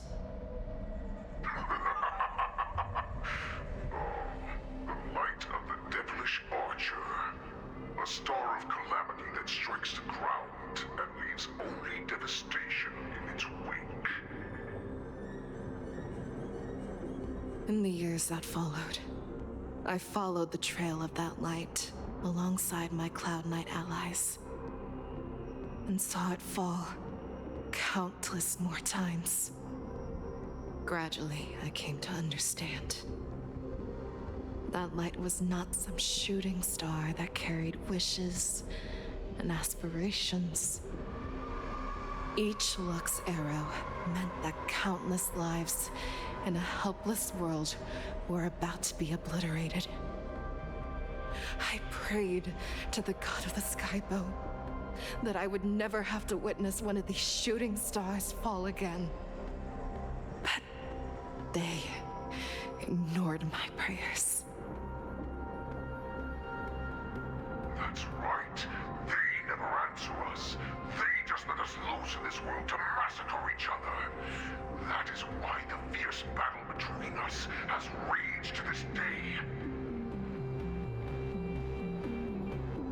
If the gods who never bleed nor cry, who walk silently from above, refuse to listen to the prayers of mortals, then we have no choice but to fight for our own desires.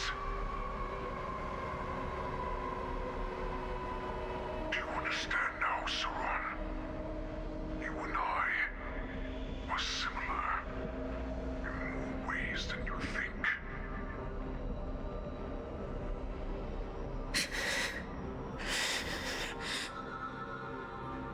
You are a beast that was born for war and will die for war. Perhaps. So, what is it that you yearn for, Hoolay? Why is it that you fight? I fight so that I can turn the stars above into a great wilderness for the Borisin to roam. What about you, Saran? I fight so that one day I will never have to witness another shooting star falling to the ground. So that just one more person can live and return to the Yaoqing alongside me. You would resist becoming the person you were supposed to be. Lower yourself from a free wolf to a domesticated fox just for the sake of one person. Then have it your way. I will use your fear and doubt as my nourishment. I will seize you and devour you. I will replace you and become Feixiao.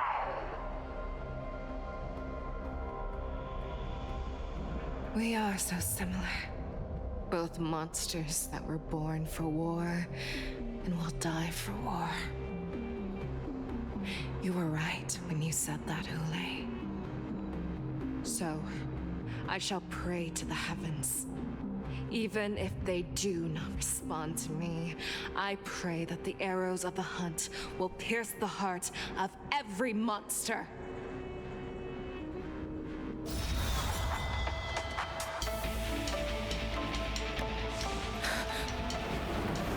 Do you see me, shooting star?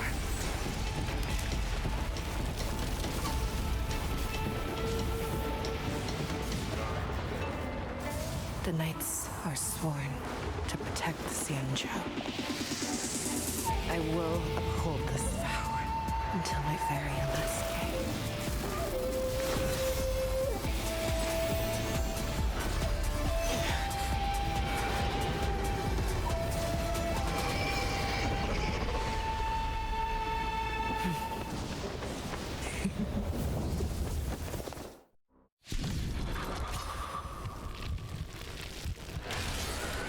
Since the day I was born, the skies have cried tears of blood, and all living creatures have howled and whimpered. I once commanded the strong and hunted the weak. Now, I will use your inner beast as my weapon, and your name as my prey. Feixiao! World-shattering tales shall bring back the storm! Tear back your disguises and show you how cowardly and powerless you truly are, Hoolay! A wolf lurks in the heart of every Borisin and Foxian. The moment you grow weak, it will devour you.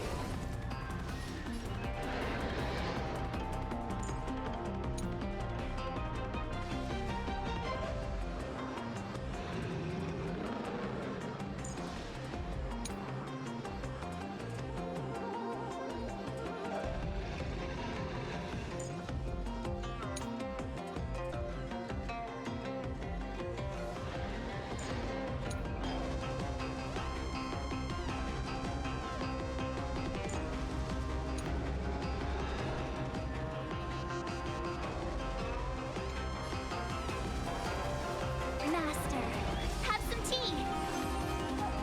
Make your move! Time to show you what I can really do. Azure Dragon, White Tiger, less carbs. Watch this! That won't do. Never hesitate! Juice.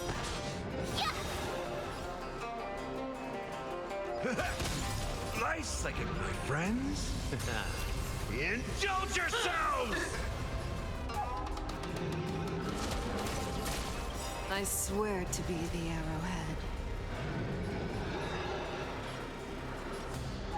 Forever triumphant! Victory is inevitable! In the name of Landau, a will forged in ice never falters!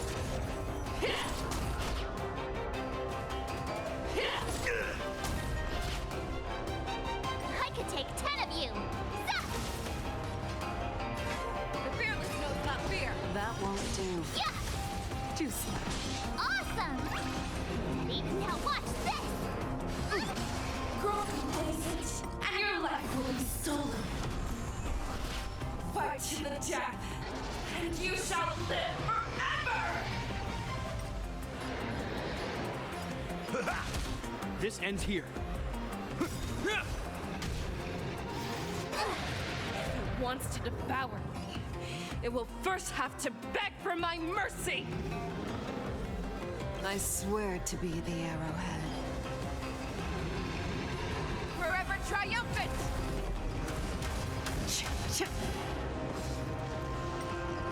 Victory is inevitable! Never hesitate! That won't do. Juice. Oh, I get it! Watch this! Pray! Taste me as it pierces your skin!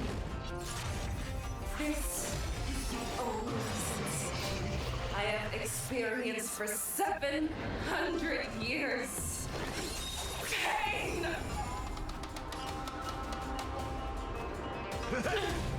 Nice like a good one, my friends. Indulge yourselves! You are prepared. Your fangs and claws have grown dull! The fearless knows not fear! That won't do. Yeah! Juice. I swear to be the arrowhead. Forever triumphant! Victory is inevitable! Awesome! You'll make good. Now watch this! Inner peace! Heed my command!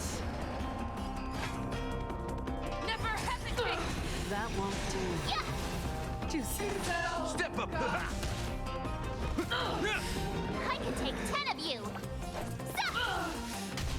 Devour the heavens and envelop the earth! Make your move, Hoolay. The fearless knows not fear! That won't do. Yeah! Juice. I swear to be the arrowhead. Forever triumphant! Victory is inevitable! Oh, I get it! Watch this!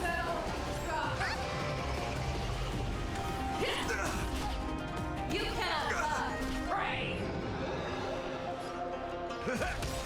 Nice like my friends. Indulge yourselves!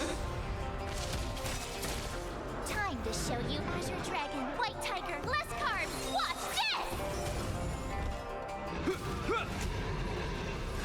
Never hesitate! That won't do. Juice. Awesome! Ha-sa-ching! I swear to be the arrowhead. Forever triumphant! Victory is inevitable! Be gone! Your blood be victory!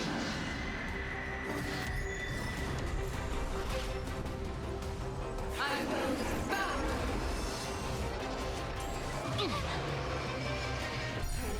Bow with your own storm! In the name of Len, a will forged in ice never falters! Share your own claws! How's this? Yeah! I could take 10 of you! Here you go, Master!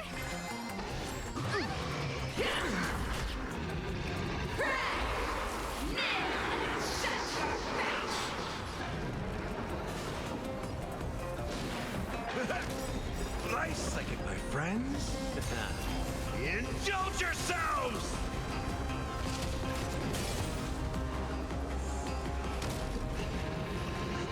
Fearless knows not fear. That won't do. I swear to be the Forever triumphant. Victory is inevitable.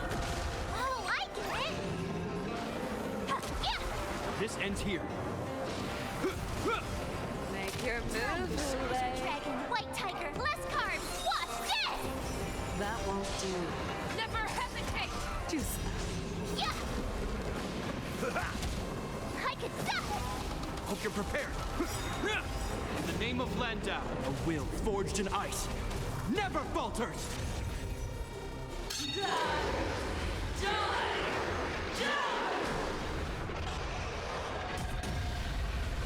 You cannot pray. I swear to be the Forever triumphant. Victory is inevitable. Fearless knows not fear. That won't do. Yeah. Awesome. In the mood.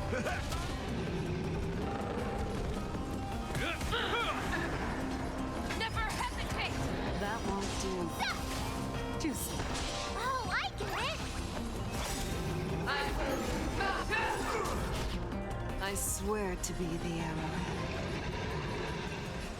Forever triumphant. Victory is inevitable. Time to show you what I can really do. Azure Dragon, White Tiger, less cards. Watch this. In the name of a will forged in ice never falters! Step up, let's...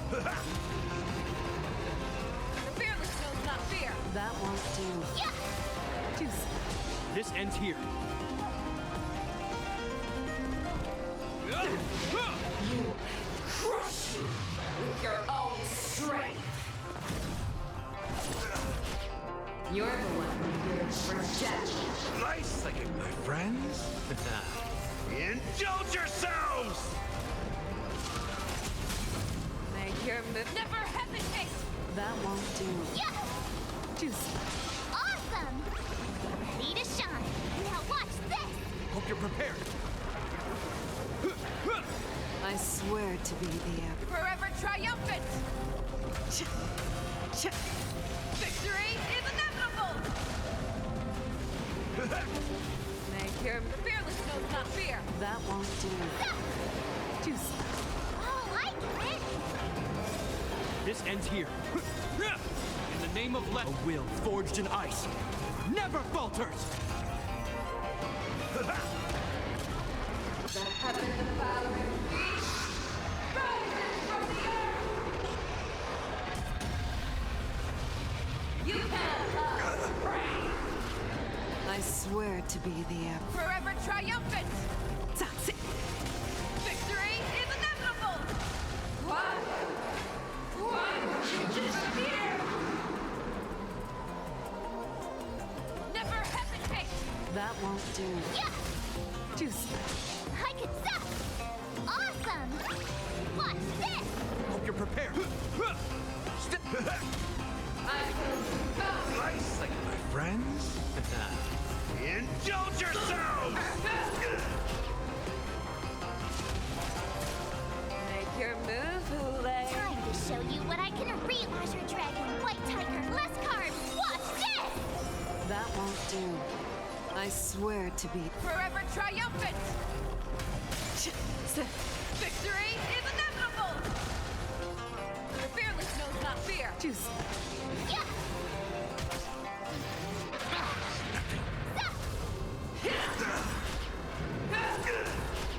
In the name of a will forged in ice never falters!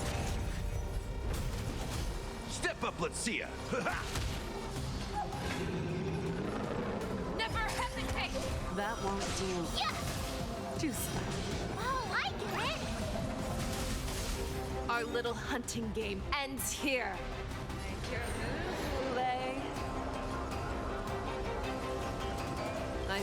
Mighty light of the heavens, wolf in my heart, come to me. We shall conquer as one. Always soaring, forever triumphant. See? Victory is inevitable!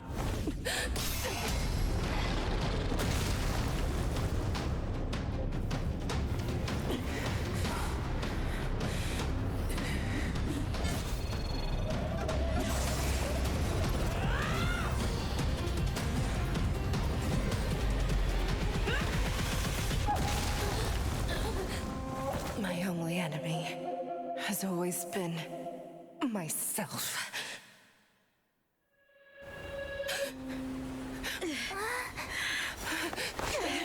General. General, you're awake.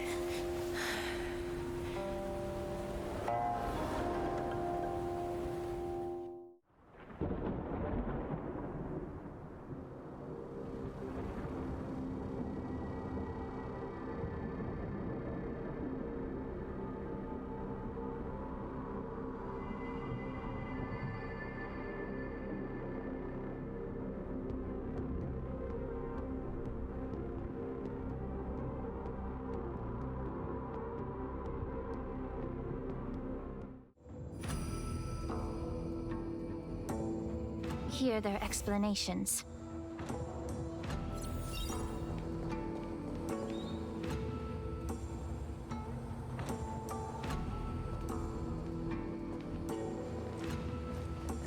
Welcome, Miss Lingsha.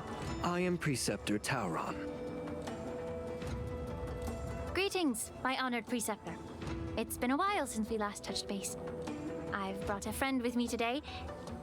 I believe you're already familiar with each other. Tauron. Elder Tauron? I remember when I was exiled, you were on the verge of passing on. What's with this new look? All of this is thanks to your past life.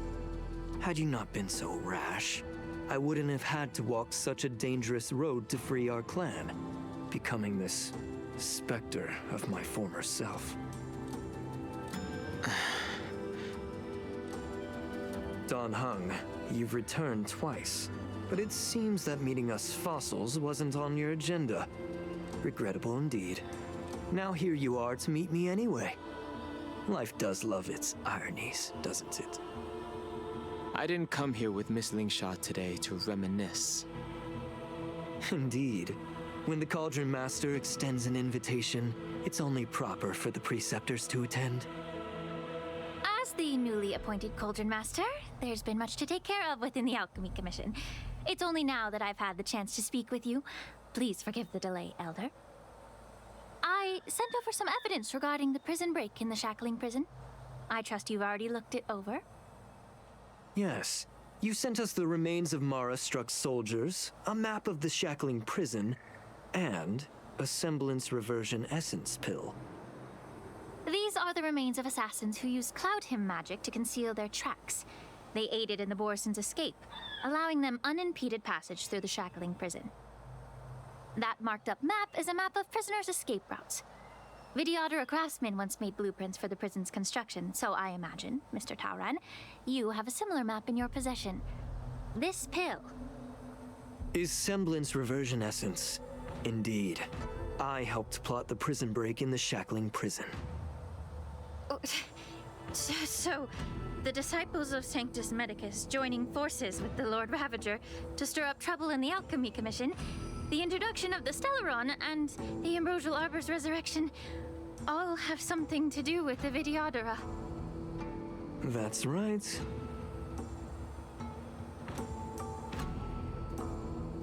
Are you surprised?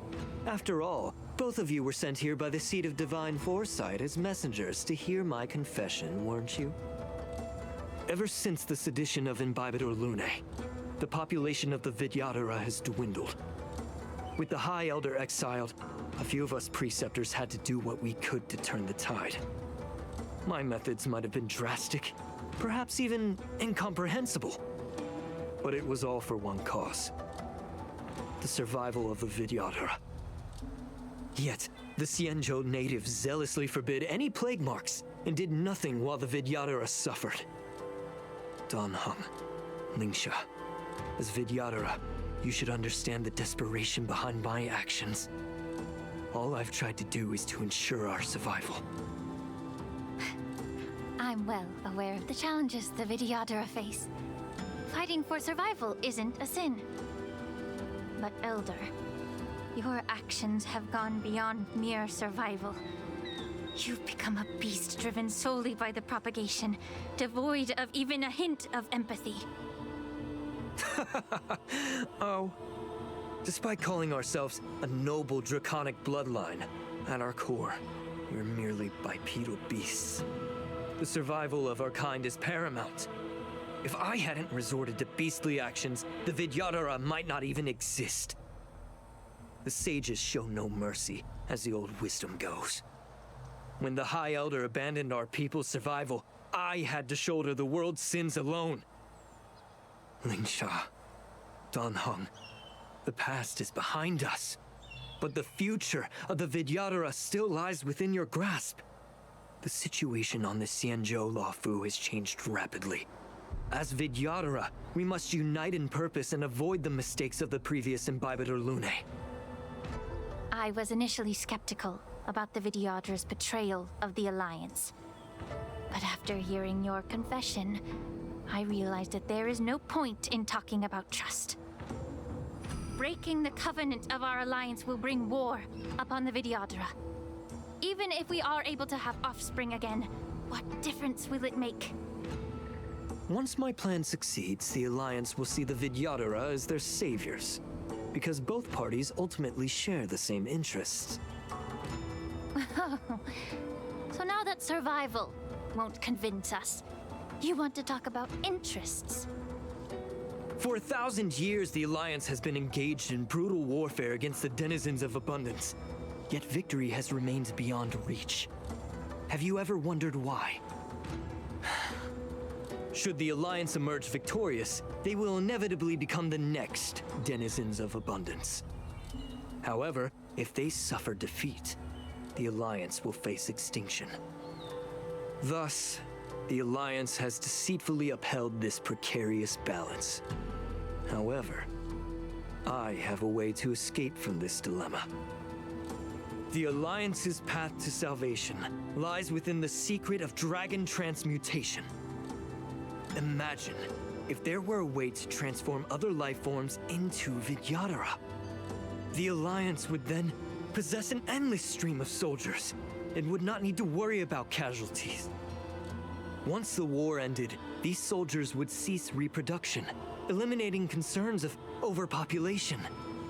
This is the way to salvation for the Xianzhou Alliance. The ultimate path to end the universe's suffering under the immortality plague. Only we, the Vidyadhara, can achieve this. So, you relied on this rhetoric to manipulate the ignorant members of the Vidyadhara into serving you. I am deeply disappointed in you, Elder. Your thoughts and intentions are completely devoid of empathy. Cloud Knights! Hold it.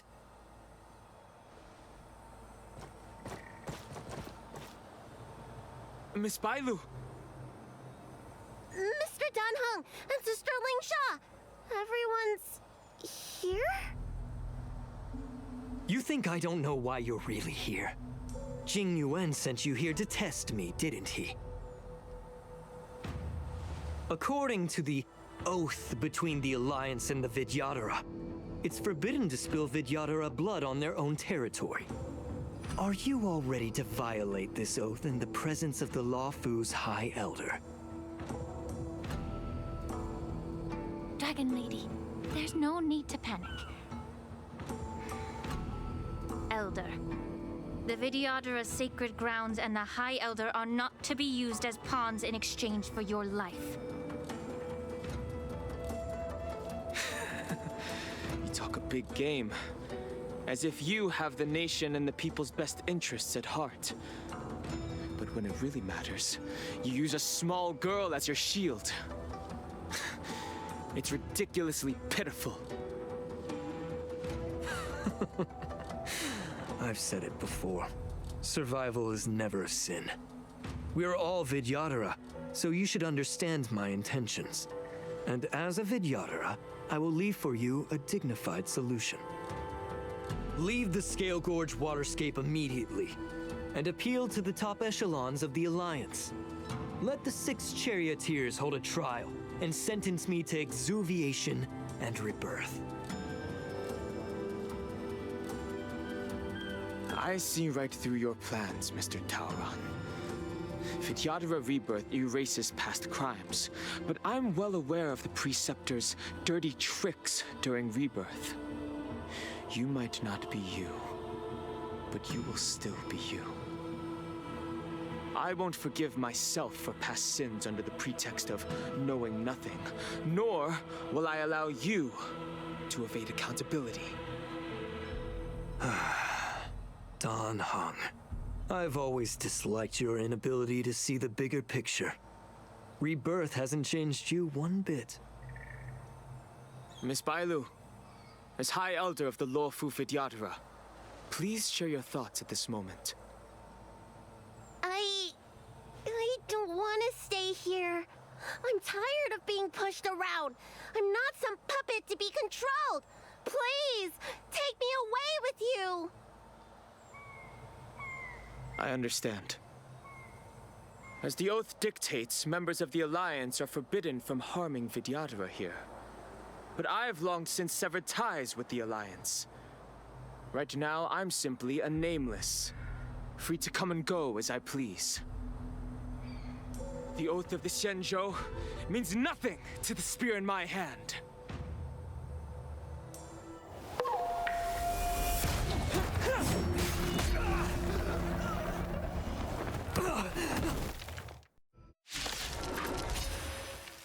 Get them!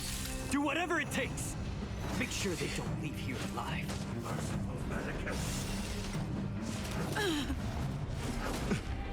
Time to test our... Let's improvise.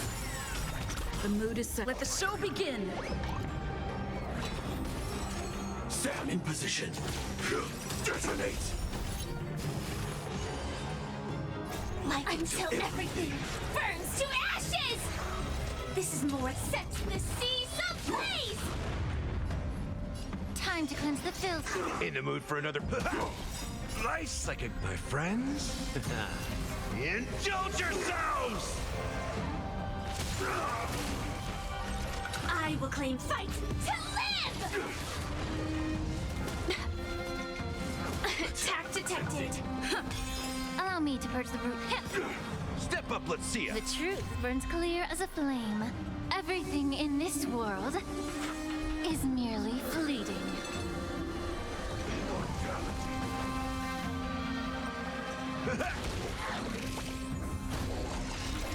Set the seas ablaze!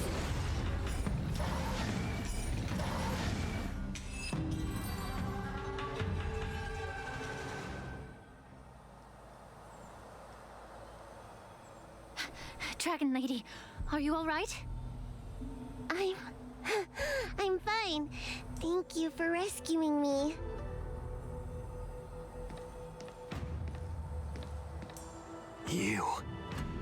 You actually came here in person?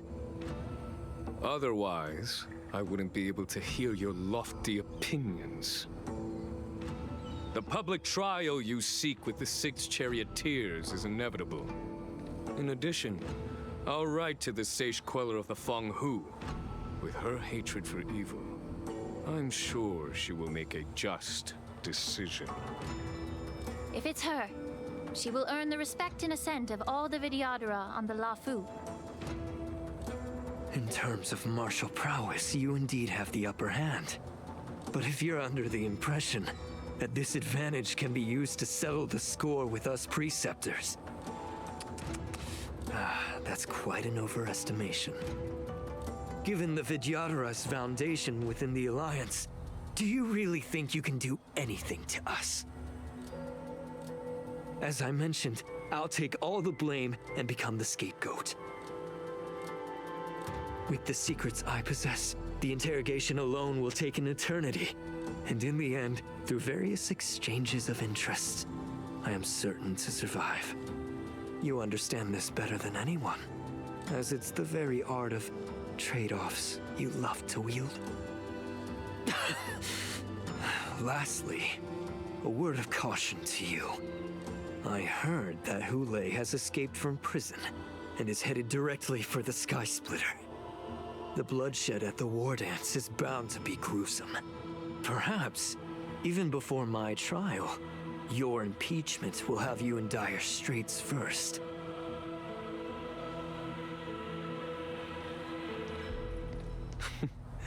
Regrettably, Mr. Taoran, the Skysplitter only hosted Cloud Knights today. No audience. And just moments ago, Hoolay was executed by the Cloud Knights.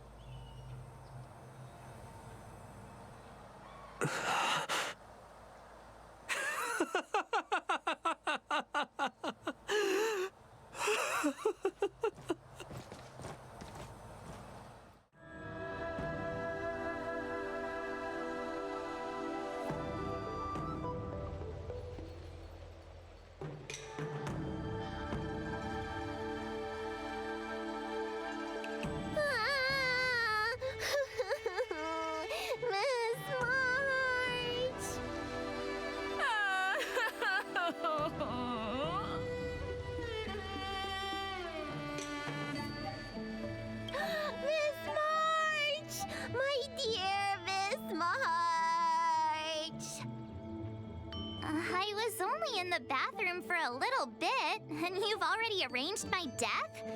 Hey, can't you play some normal games with Dragon Lady? Are you amused? All right, enough playing. It's time to visit my masters. The infirmary is right over there. You can go by yourselves. Oh, come back and visit me when you have time. Next time, let's not play overly realistic make-believe with this doofus, okay? Well, there's not much I could do. General Feixiao didn't really give me any chance to shine during this wolf hunt operation. If I had been in the ring, I could have knocked down 10 Hoolays with just one strike. You sound exactly like Master Yanqing. But for now, both he and Yunli have been forced to go to the Alchemy Commission for some well-needed rest. I'm the least accomplished in swordplay, but I came out unscathed. I really ought to thank my masters for taking all the blows on my behalf.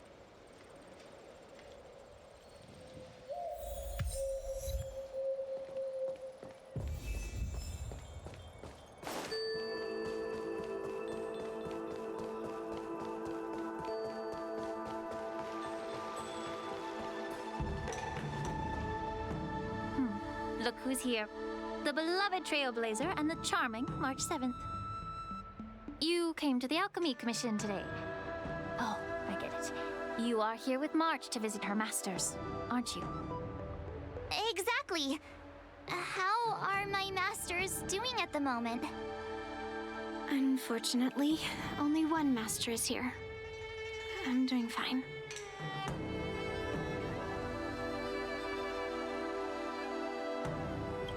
Hey, watch your words! Don't you jinx my master! His injuries weren't that severe. But, well, he'll still need some more time to rest. Considering the intense battle with Hoolay, and then with General Feixiao, the rigorous sparring session with her. His small body couldn't take it anymore. Master Yunli, didn't you also engage in combat? The little babies from the Luofu just don't have the resilience that us kids from the Juming have. I heard from Modza about the tough battle against the wolf troopers. You fought alongside Modza. Did you get hurt? I I heard a few versions of the story from the Cloud Knights who were there. The number of wolf troopers went from a few dozen to thousands. And the number keeps rising. It's becoming more absurd by the minute. Yunli, go and lie down. Got it, Lingsha. What about that smiley fox healer and the guy with the hood? Thank goodness you and the others found Xianzhou. He lost a lot of blood and needs to rest properly. He and Maozi are seriously wounded. I've had to forcibly confine them to the Alchemy Commission. All 3 from the Yaoqing are critically injured. But fortunately, the Xianzhou Luofu has a miraculous healer lady. It's a silver lining in this misfortune. It looks like the entire delegation from the Xianzhou Yaoqing is gathered at the Alchemy Commission. Why don't we go see General Feixiao and bring her some fruit? I would normally say no, because they need to rest. But alas, what can you do when the 2 of them have a leader who is just as restless? General Feixiao just slipped out of the recovery room.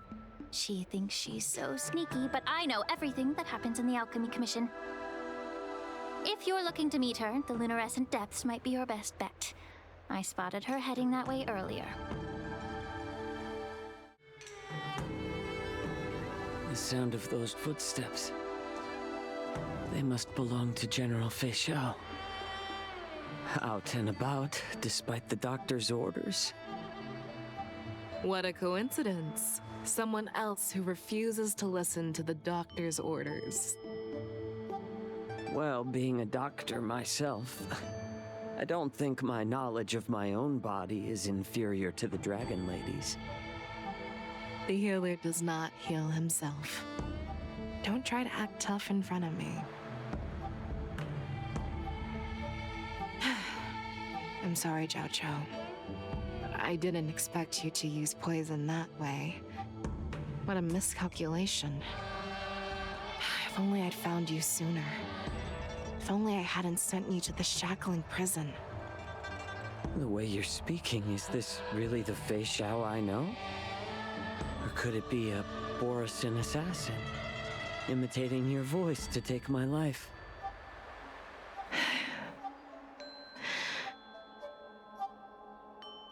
Xiaozhou, your eyes. You can't see anymore, can you? I can still clearly hear the sound of the waves. That's enough for me. Don't blame yourself. You know what I'm more concerned about. Has your body had any changes since you swallowed the Crimson Moon? I'm not sure. There don't appear to be any changes. However, the many doubts that once plagued me have dissipated. I never thought I'd live to hear you discuss your health again. But thanks to Maozi and that child, the price I've paid seems trivial compared to what we've achieved. I hold no grievances, Feixiao. I am content.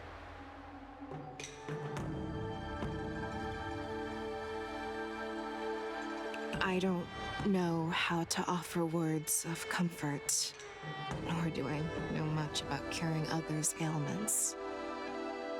I am just a warrior, so my pledge to you is simple. An eye for an eye.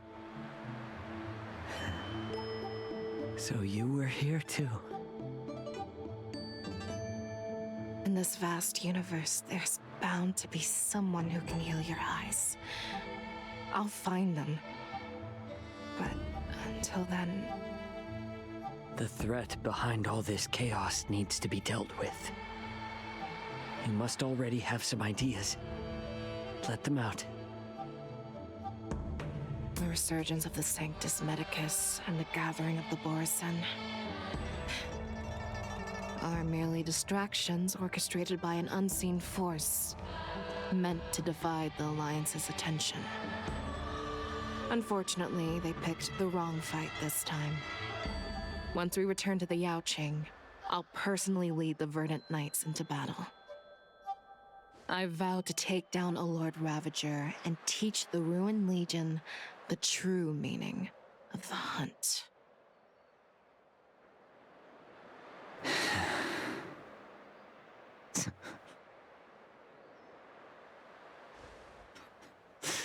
I knew it. You've always been so impatient.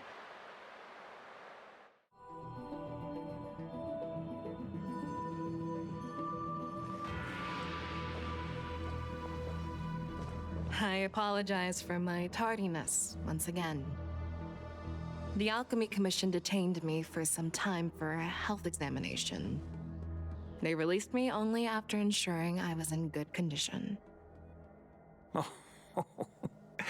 General, seeing you safe and sound puts our minds at ease. Hoolay's escape caused significant upheaval and forced the Wardance to be put on hold. A truly unforeseen disaster. Fortunately, the younger generation showed their valor. They bravely tackled the crisis, putting an end to the disaster and providing a glimmer of hope in a dire situation.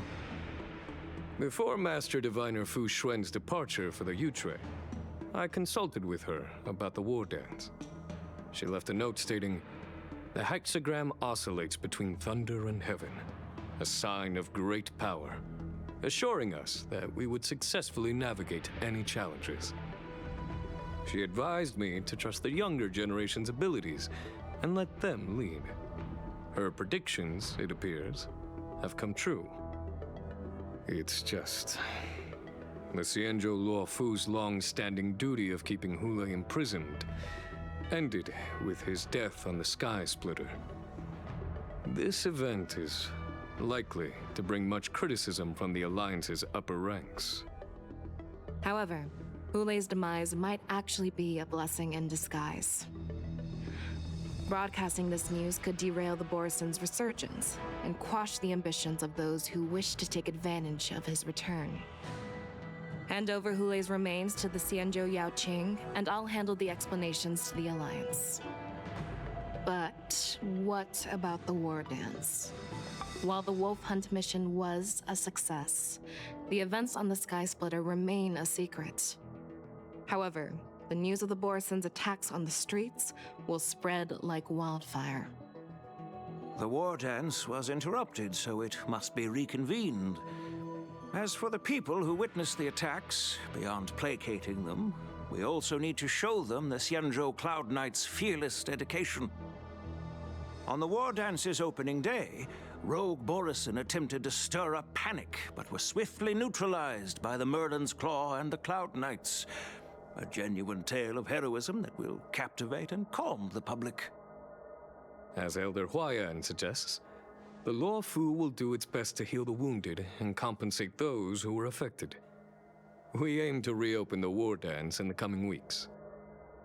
This settles the immediate concerns on the Luofu, but my thoughts linger on the orchestrator behind these events. From the onset of the Ambrosial Arbor crisis, the Xianzhou Luofu has experienced numerous disturbances, directly linked to the Lord Ravager Fantilia. Her attempt to infiltrate the Xianzhou with the Borison and sway the Luofu preceptors to join the Sanctus Medicus's insurrection was unsuccessful. But I have a feeling that she is indifferent to the success of her plans. Rather than outright victory, Fantilia's motives seem to lie in breeding discord and chaos among allies.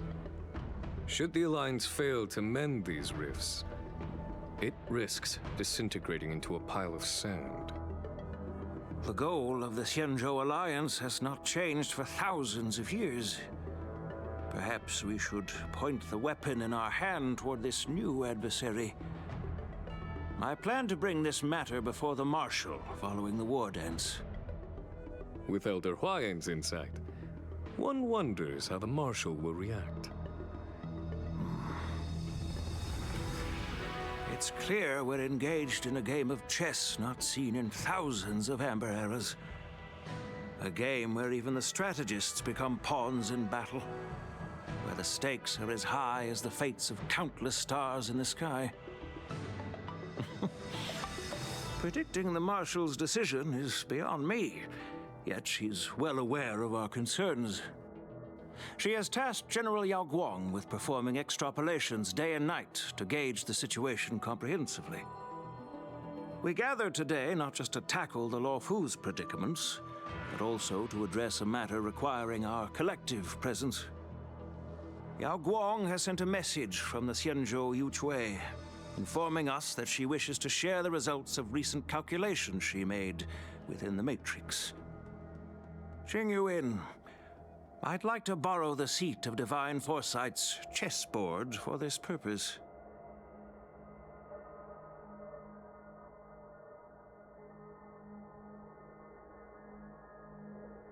Hello, everyone.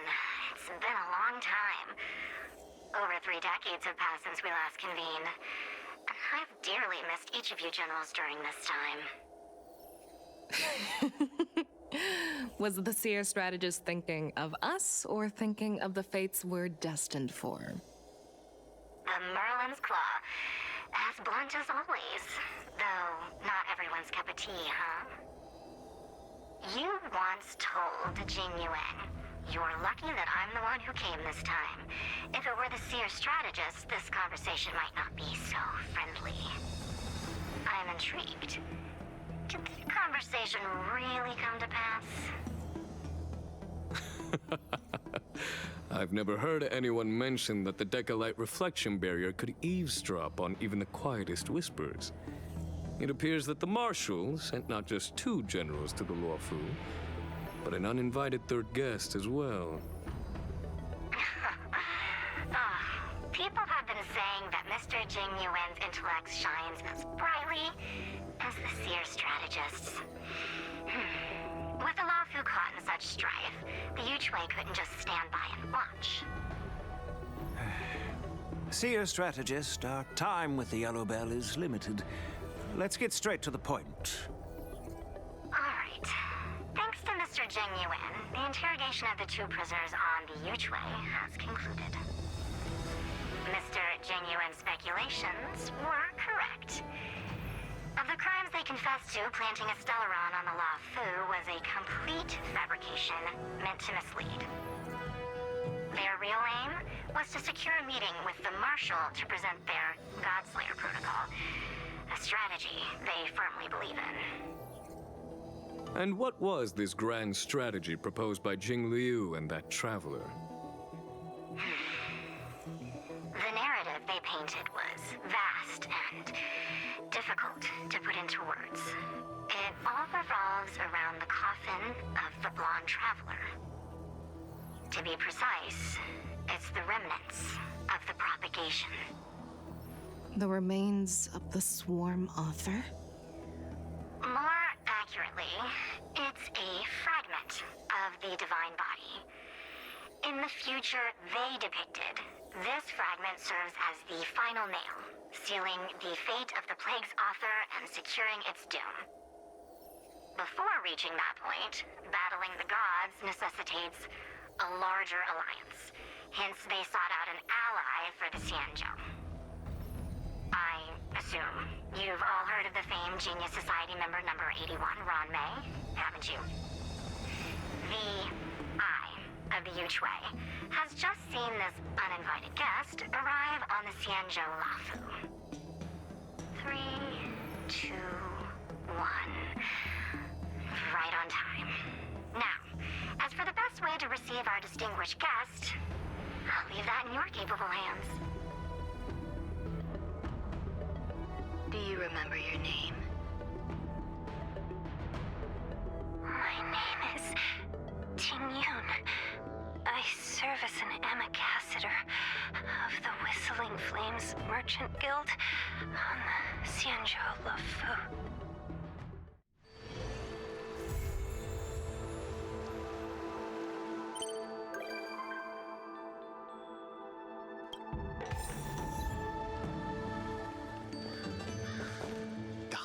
Elder commanded the lunarescent